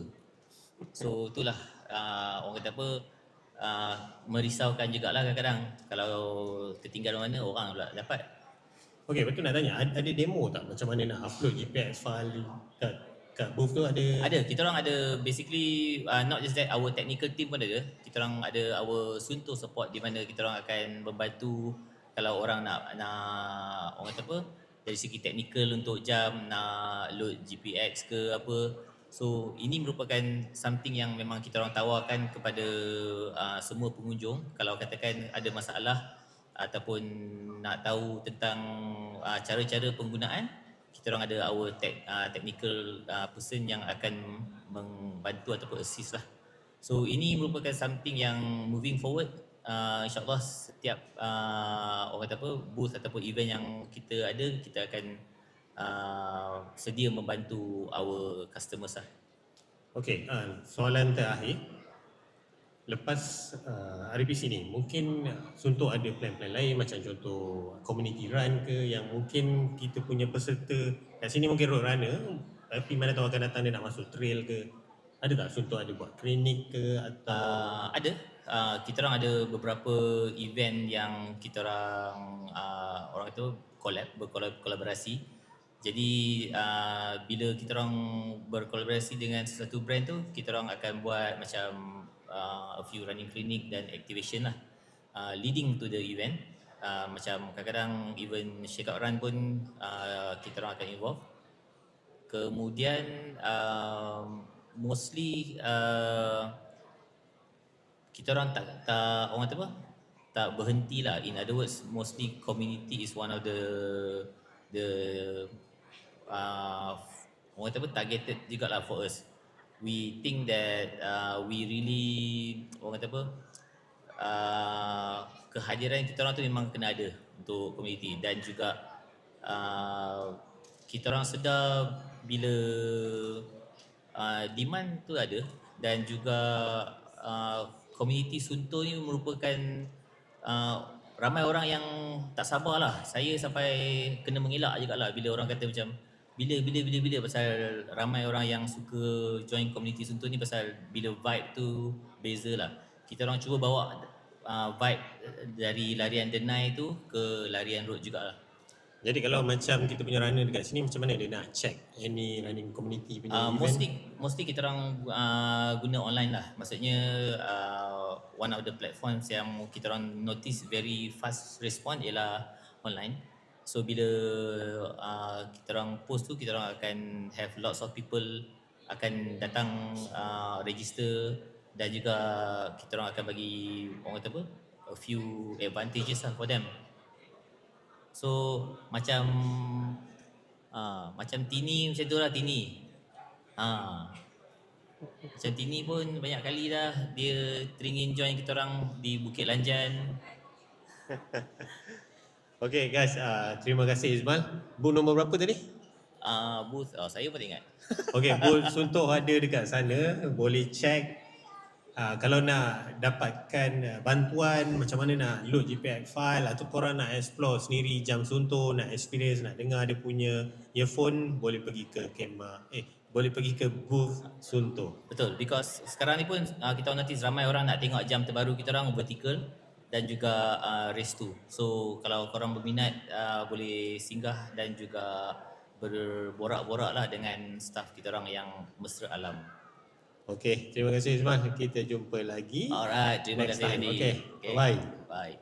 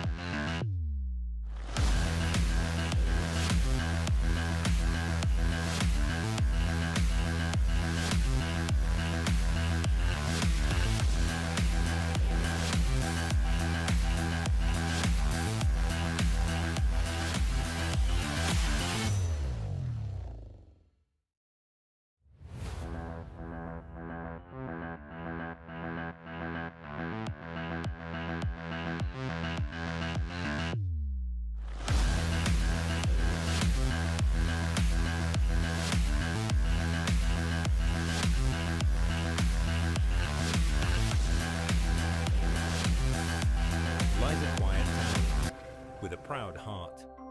This is Baling, Kedah.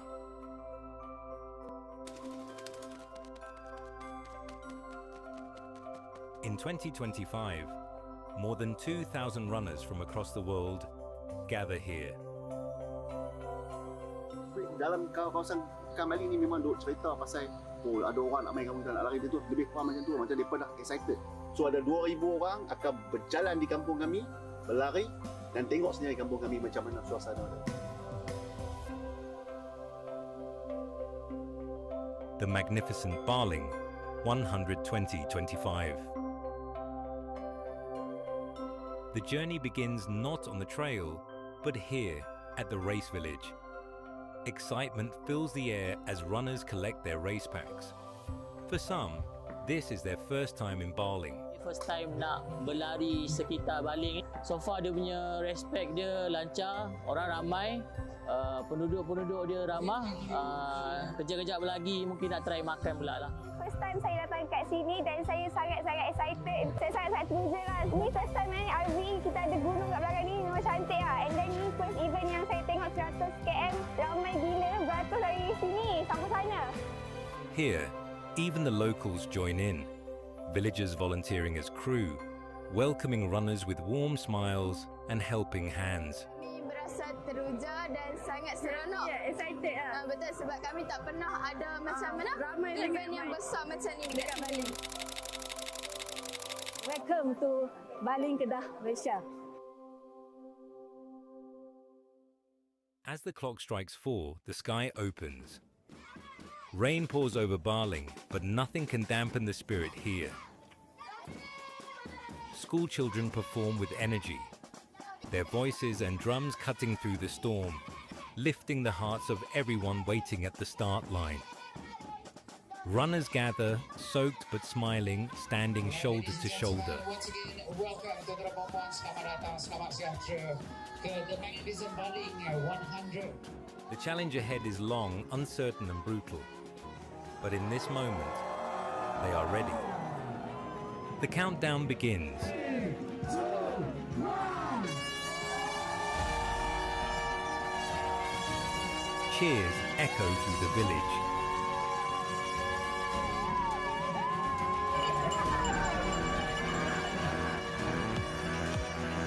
And with that, the 100-kilometer journey begins.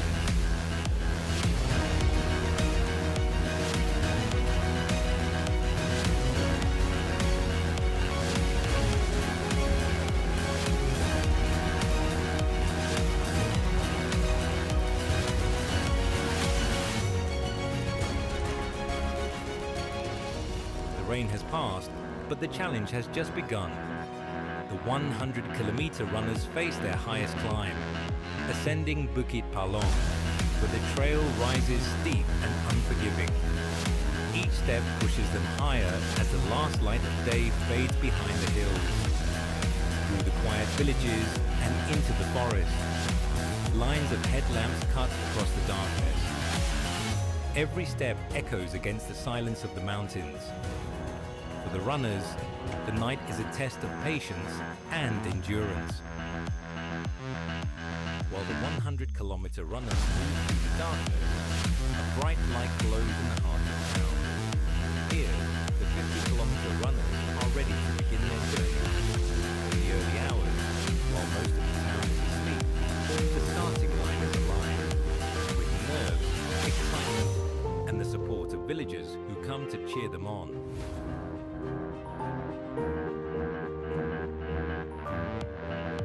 At exactly 2 a.m., the horn sounds.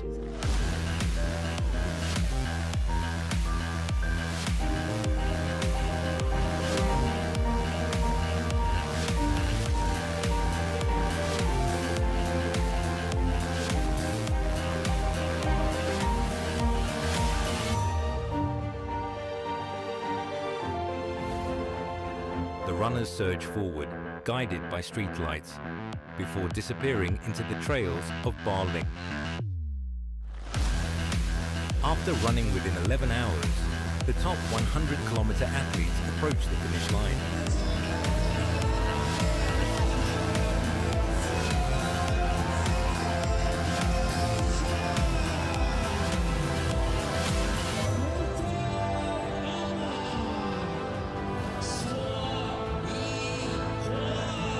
Exhausted but unbroken, they carried the pride of conquering the mountains, and the cheers of Barling welcomed them home. At 7 in the morning, another wave begins. The 25-kilometer runners gather, filled with fresh energy and excitement. Unlike the long night of the ultra, this race carries the fire of the morning sun.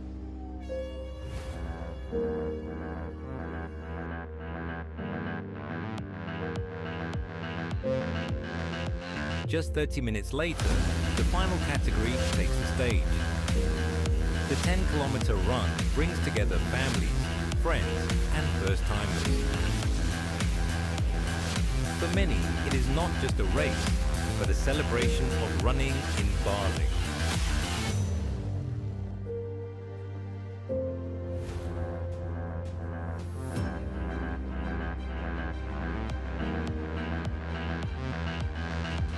Out on the trail, every runner carries a different story. Some push hard, chasing speed and position. Others slow down, taking time to enjoy the beauty of Barling's mountains and villages.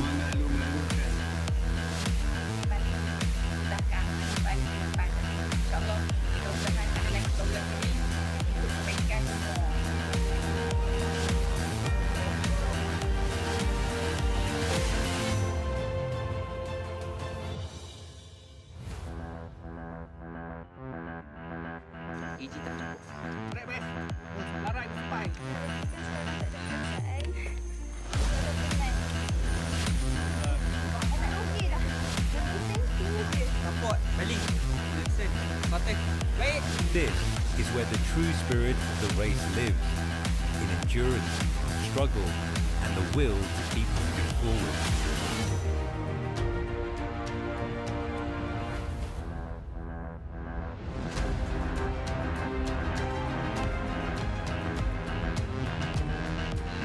At the finish line, every story finds its ending. Some arrive smiling, overjoyed just to complete the distance. Some celebrate victory, chasing their target time or standing on the podium. Others cross together with friends, sharing the moment side by side. There are hugs, there are tears, there is waiting and cheering for loved ones.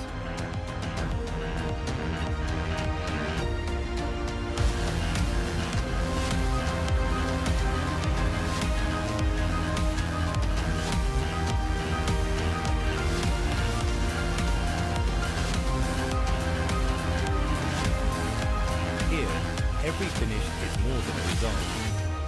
It is a memory to be kept forever.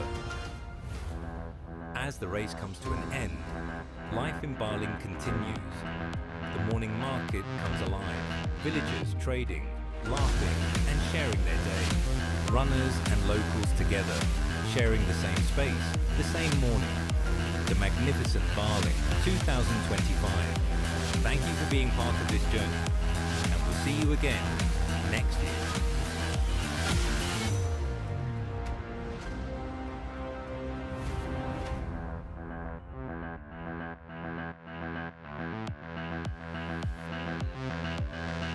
In the north of Malaysia lies a quiet town with a proud heart. This is Barling, Kedah.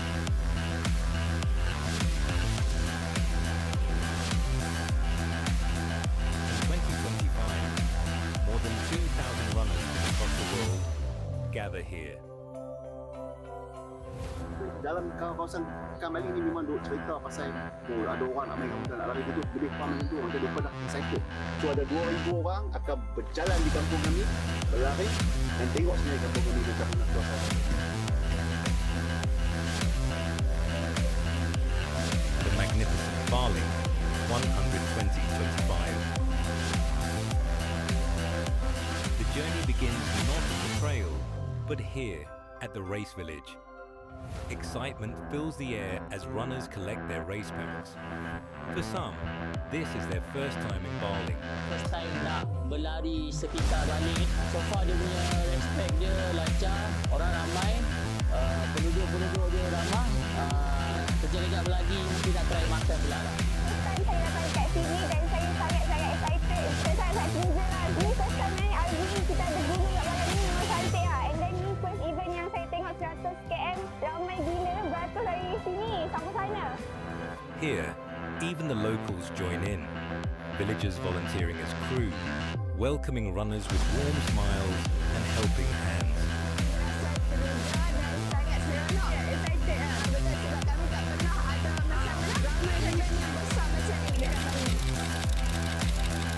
Welcome to Bali, Malaysia. As the clock strikes 4, the sky opens. Rain pours over Barling, but nothing can dampen the spirit here. School children perform with energy, their voices and drums cutting through the storm, lifting the hearts of everyone waiting at the start line. Runners gather, soaked but smiling, standing shoulder to shoulder.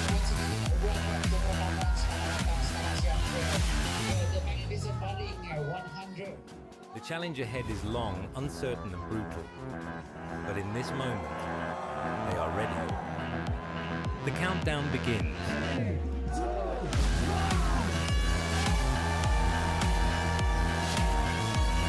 Cheers echo through the village.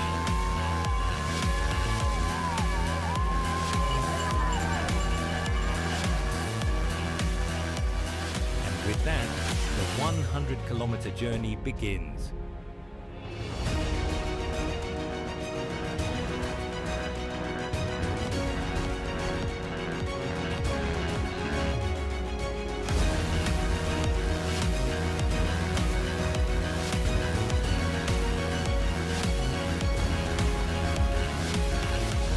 The rain has passed, but the challenge has just begun.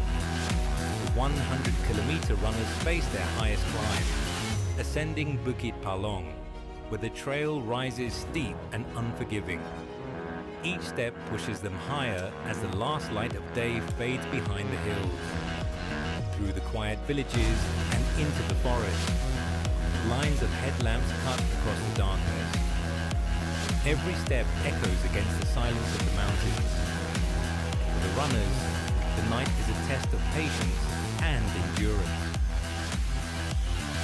While the 100-kilometer runners move through the darkness, a bright light glows in the heart of town. Here, the 50-kilometer runners are ready to begin their journey. In the early hours, while most of the town is asleep, the starting line is alive, with nerves, excitement, and the support of villagers who come to cheer them on.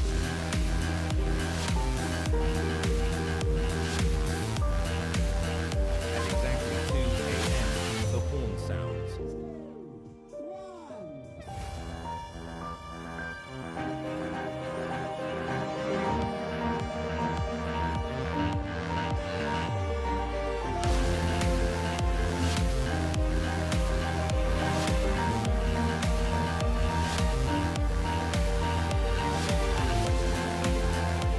Runners surge forward, guided by street lights, before disappearing into the trails of Barling. After running within 11 hours, the top 100-kilometer athletes approach the finish line.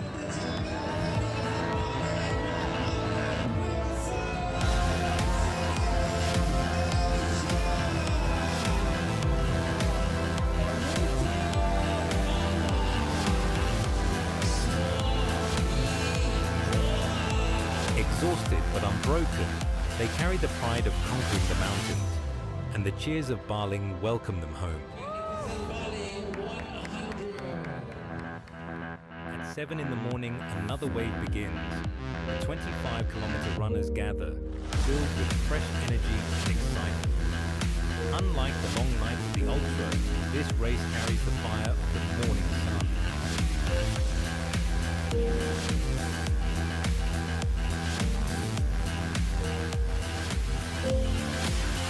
Just 30 minutes later, The final category takes the stage.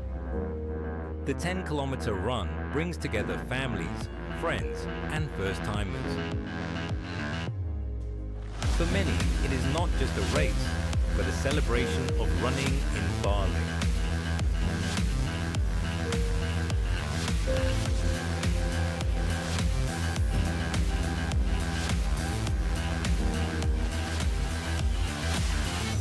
Out on the trail, every runner carries a different story. Some push hard, chasing speed and position. Others slow down, taking time to enjoy the beauty of Baling's mountains and villages.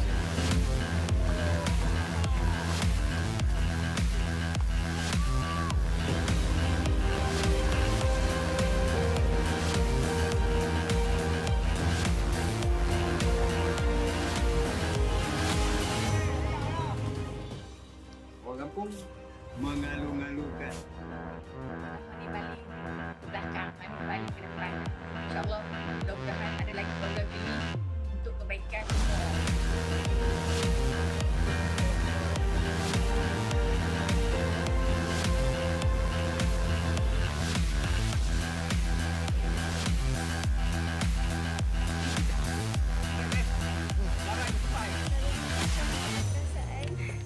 Sebab dah penat. Tak ada okey dah. Yang penting finish je. Support, baling. Listen, kontak. Baik. This is where the true spirit of the race lives, in endurance, struggle, and the will to keep moving forward.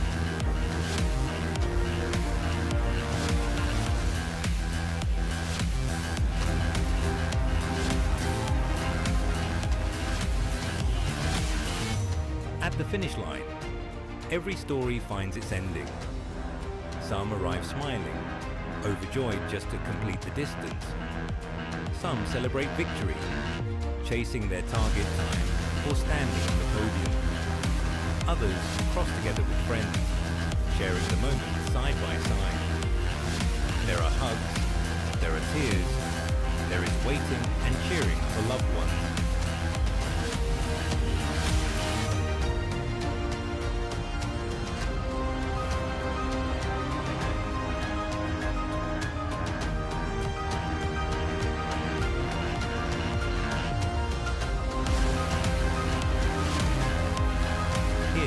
Every finish is more than a result.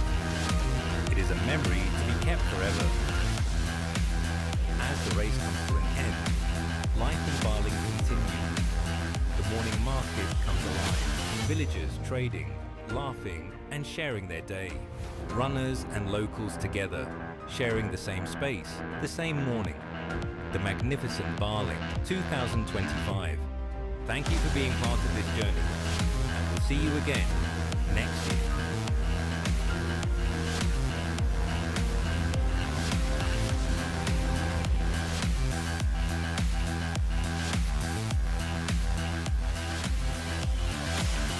In the north of Malaysia lies a quiet town with a proud heart. This is Baling, Kedah.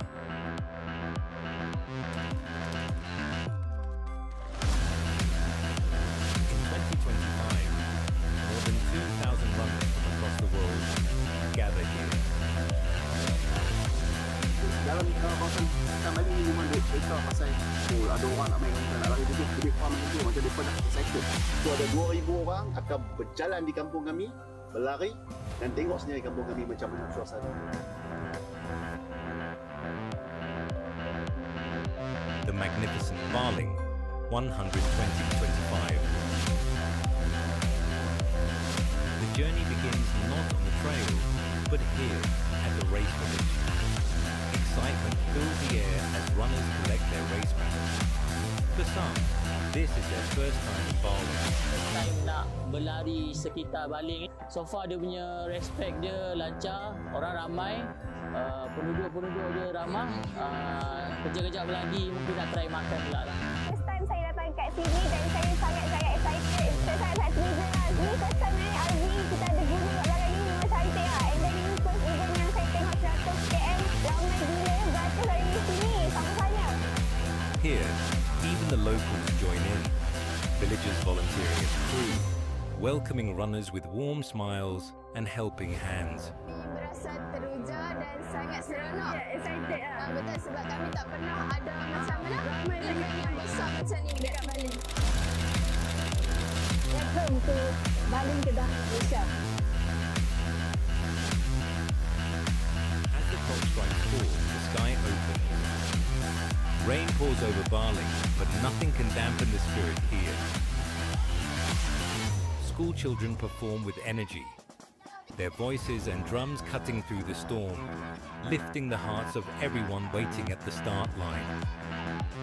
Runners gather, soaked but smiling, standing shoulder to shoulder.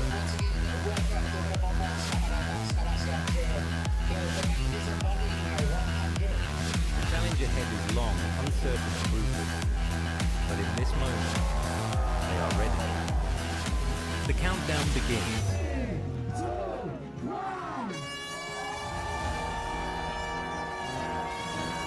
Cheers echo through the village.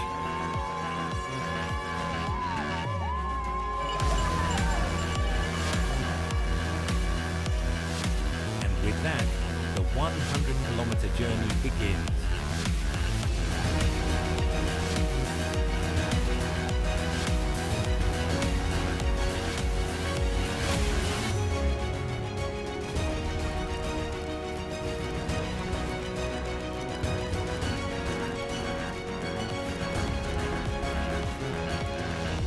Rain has passed, but the challenge has just begun. The 100-kilometer runners face their highest climb, ascending Bukit Palong, where the trail rises steep and unforgiving. Each step pushes them higher as the last light of day fades behind the hills, through the quiet villages and into the forest. Lines of headlamps cut across the darkness. Every step echoes against the silence of the mountains. For the runners, the night is a test of patience and endurance. While the 100-kilometer runners move through the darkness, a bright light glows in the heart of town. Here, the 50-kilometer runners are ready to begin their journey. In the early hours, while most of the town is asleep, the starting line is alive, with nerves, excitement, and the support of villagers who come to cheer them on.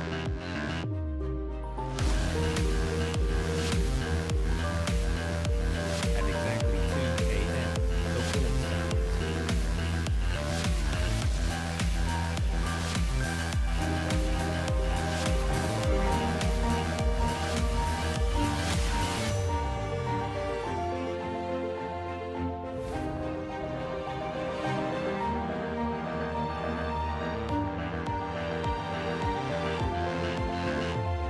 The runners surge forward, guided by streetlights, before disappearing into the trails of Barling. After running within 11 hours, the top 100-kilometer athletes approach the finish line.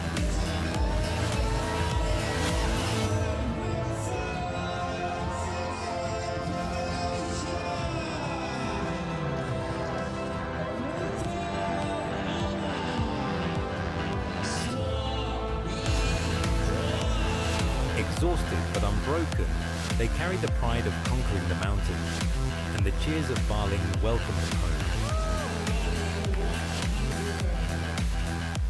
At 7 in the morning, another wave begins.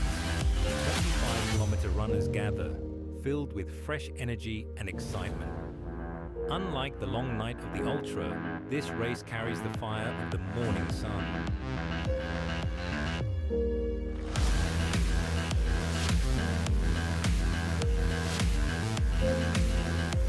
Just 30 minutes later, the final category takes the stage.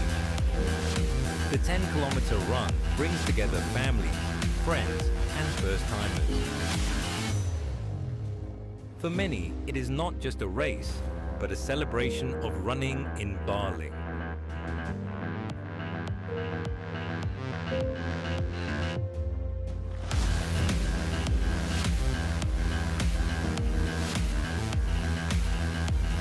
Out on the trail, every runner carries a different story.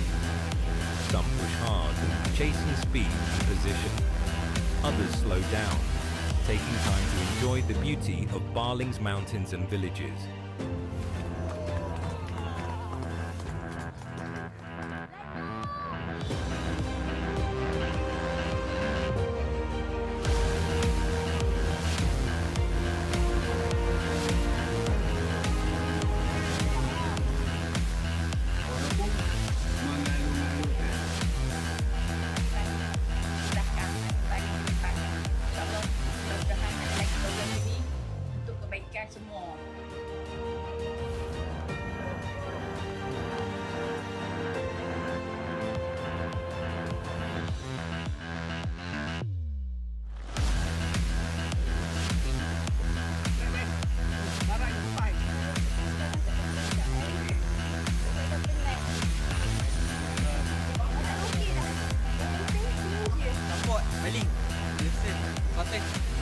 This is where the true spirit of the race lives, in endurance, struggle, and the will to keep moving forward.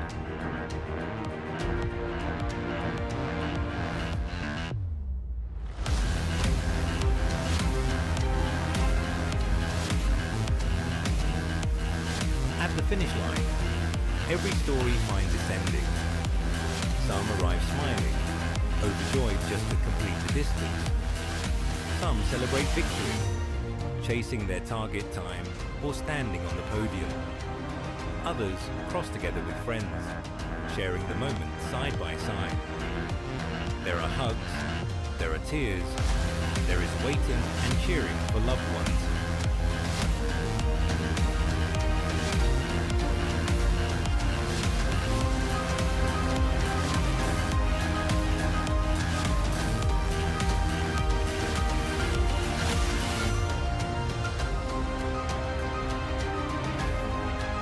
Here, every finish is more than a result. It is a memory to be kept forever. As the race comes to an end, life in Baling continues. The morning market comes alive, villagers trading, laughing and sharing their day. Runners and locals together, sharing the same space, the same morning. The magnificent Baling 2025. Thank you for being part of this journey, and we'll see you again next year.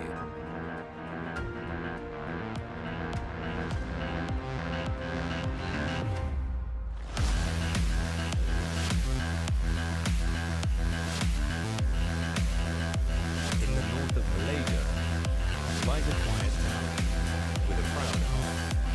This is Baling, Kedah.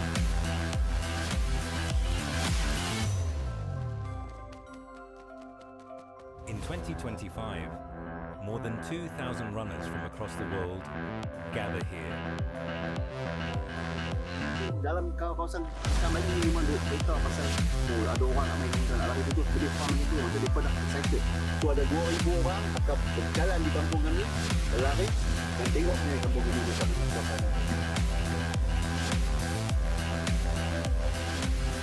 The magnificent Baling 120-25. The journey begins not on the trail, but here at the race village.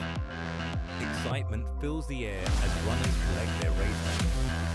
For some, this is their first time in Baling. First time nak berlari sekitar Baling.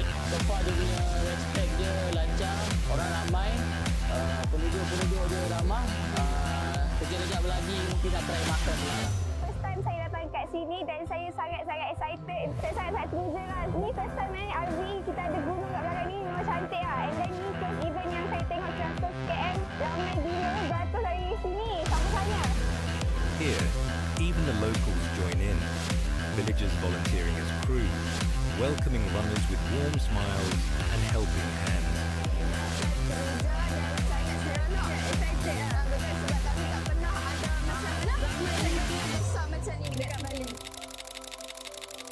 Welcome to Baling, Kedah, Malaysia. As the clock strikes 4, the sky opens. Rain pours over Baling, but nothing can dampen the spirit here. School children perform with energy, their voices and drums cutting through the storm, lifting the hearts of everyone waiting at the start line. Runners gather, soaked but smiling, standing shoulder to shoulder. Once again, welcome to the perempuan. Selamat datang, selamat sejahtera ke The Magnificent Baling 100. The challenge ahead is long, uncertain and brutal. But in this moment, they are ready. The countdown begins.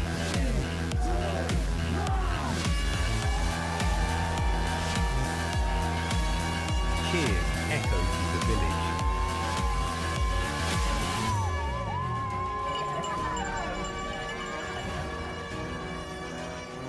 And with that, the 100-kilometer journey begins.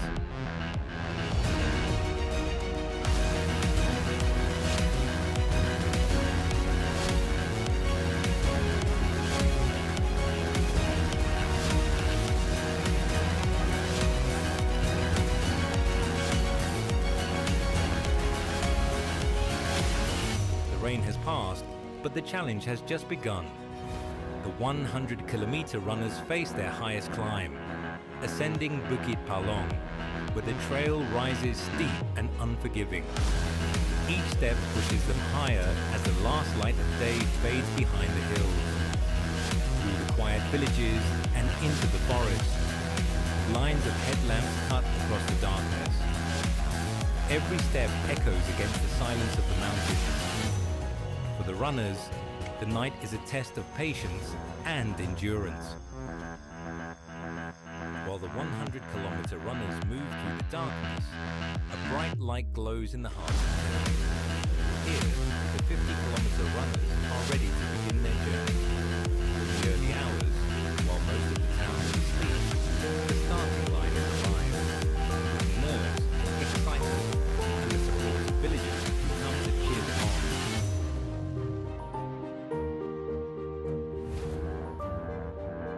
At exactly 2 a.m., the horn sounds.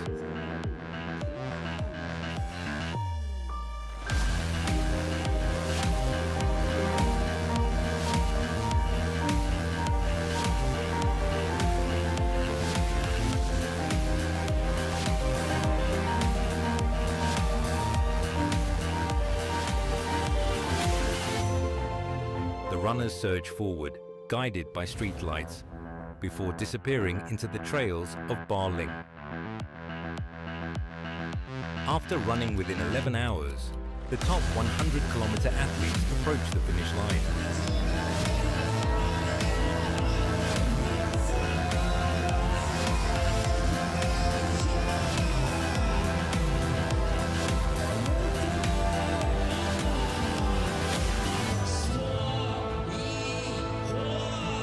Exhausted but unbroken, they carry the pride of conquering the mountains, and the cheers of Baling welcome them home. At 7 in the morning, another wave begins. The 25-kilometer runners gather, filled with fresh energy and excitement. Unlike the long night of the ultra, this race carries the fire of the morning sun.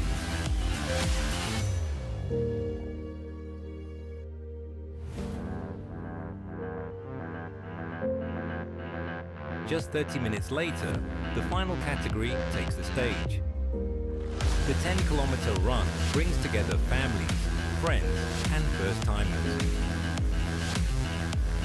For many, it is not just a race, but a celebration of running in Bali.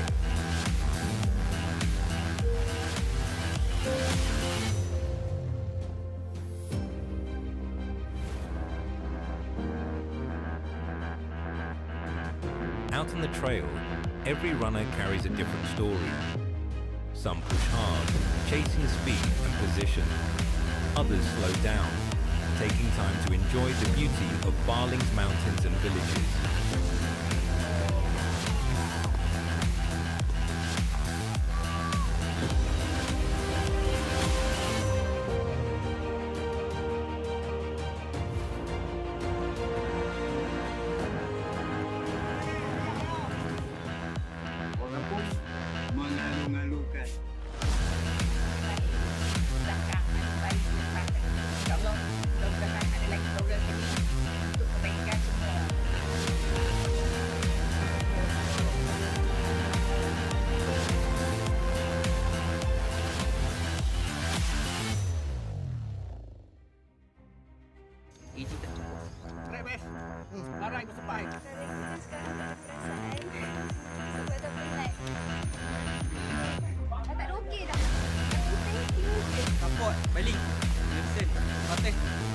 This is where the true spirit of the race lives, in endurance, struggle, and the will to keep moving forward.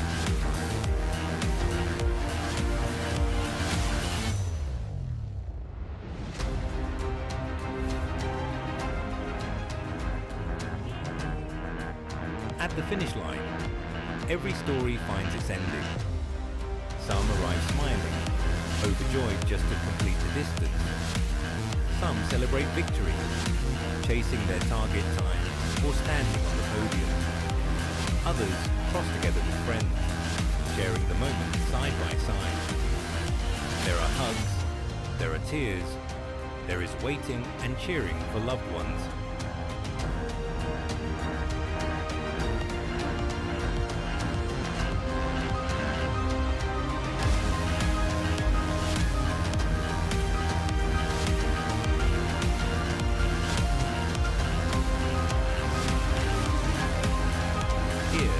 Every finish is more than a result. It is a memory to be kept forever. As the race comes to an end, life in Barling continues. The morning market comes alive, villagers trading, laughing and sharing their day. Runners and locals together, sharing the same space, the same morning. The magnificent Barling 2025. Thank you for being part of this journey, and we'll see you again next year.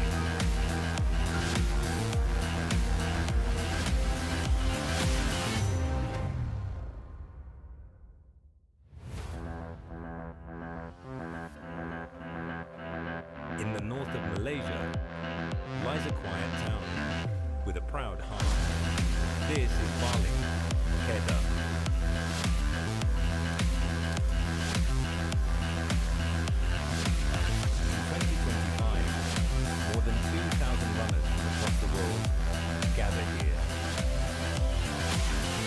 Dalam kawasan Kamali ni memang duk cerita pasal ada orang nak main kampung nak lari tu lebih kurang macam tu, macam mereka dah excited. So ada 2,000 orang akan berjalan di kampung kami, berlari dan tengok sendiri kampung kami macam mana suasana. The magnificent Barling 100-2025. The journey begins not on the trail, but here at the race village. Excitement fills the air as runners collect their race packs. For some, this is their first time in Barling. First time nak berlari sekitar Barling. So far dia punya respect dia lancar, orang ramai, penduduk-penduduk dia ramah. Kejap-kejap lagi mungkin nak try makan pula lah. First time saya datang kat sini dan saya sangat-sangat excited. Saya sangat teruja lah. Ini first time naik RV, kita ada gunung kat belakang ni, memang cantik lah. And then ni first event yang saya tengok 100 km, ramai gila beratus dari sini sampai sana.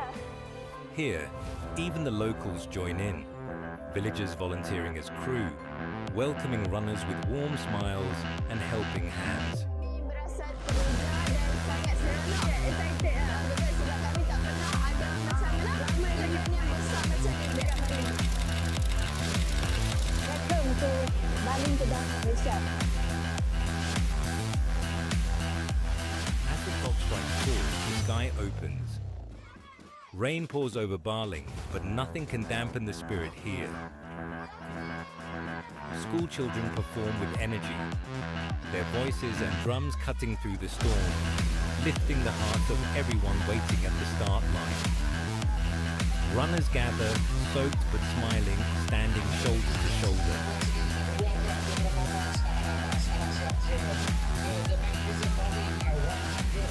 The challenge ahead is long, uncertain and brutal. But in this moment, they are ready. The countdown begins.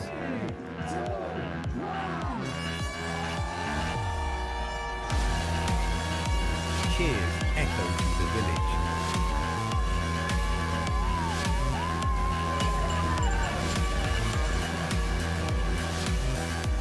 And with that, the 100-kilometer journey begins.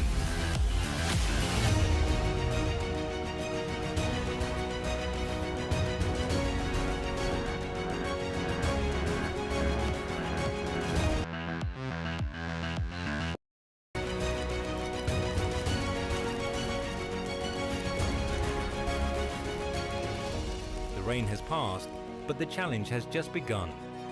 The 100-kilometer runners face their highest climb, ascending Bukit Palong, where the trail rises steep and unforgiving. Each step pushes them higher as the last light of day fades behind the hills. Through the quiet villages and into the forest, lines of headlamps cut across the darkness. Every step echoes against the silence of the mountains. For the runners, the night is a test of patience and endurance. While the 100-kilometer runners move through the darkness, a bright light glows in the heart of town. Here, the 50-kilometer runners are ready to begin their journey. In the early hours, while most of the town is asleep, the starting line is alive, with nerves, excitement, and the support of villagers who come to cheer them on.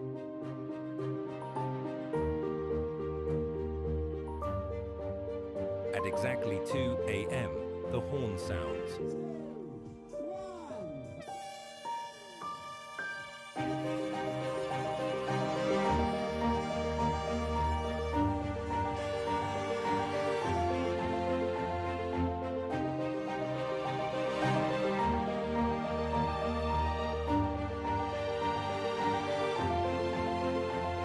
The runners surge forward, guided by streetlights, before disappearing into the trails of Barling.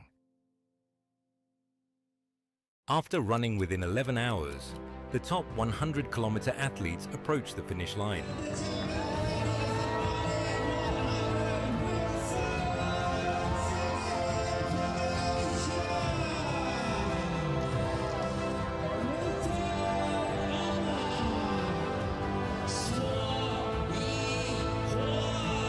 Exhausted but unbroken, they carry the pride of conquering the mountains, and the cheers of Barling welcome them home.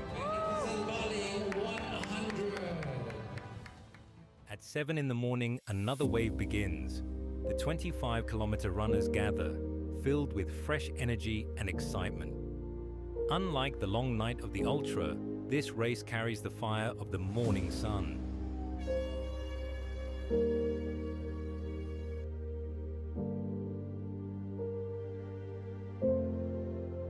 Just 30 minutes later, the final category takes the stage. The 10-kilometer run brings together families, friends, and first-timers. For many, it is not just a race, but a celebration of running in Barling.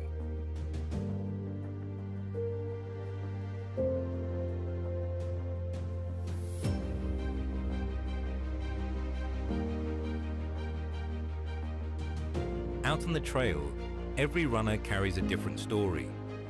Some push hard, chasing speed and position. Others slow down, taking time to enjoy the beauty of Barling's mountains and villages.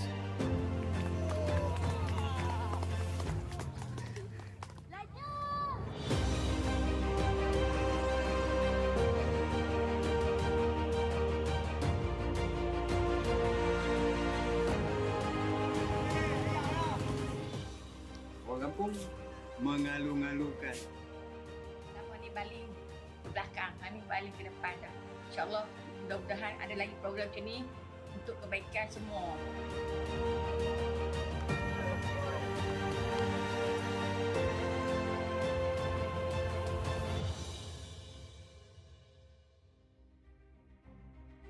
Gigi tak cukup. Track best. Barai bersepai. Cara ikutkan sekarang tak ada perasaan. Sebab dah penat. Tak ada okey dah. Yang penting finish je. Support Baling. Listen. Sateh. Baik. This is where the true spirit of the race lives, in endurance, struggle, and the will to keep moving forward.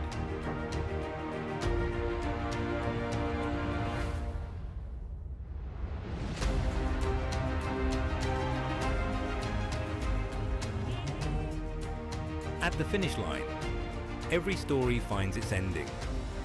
Some arrive smiling, overjoyed just to complete the distance.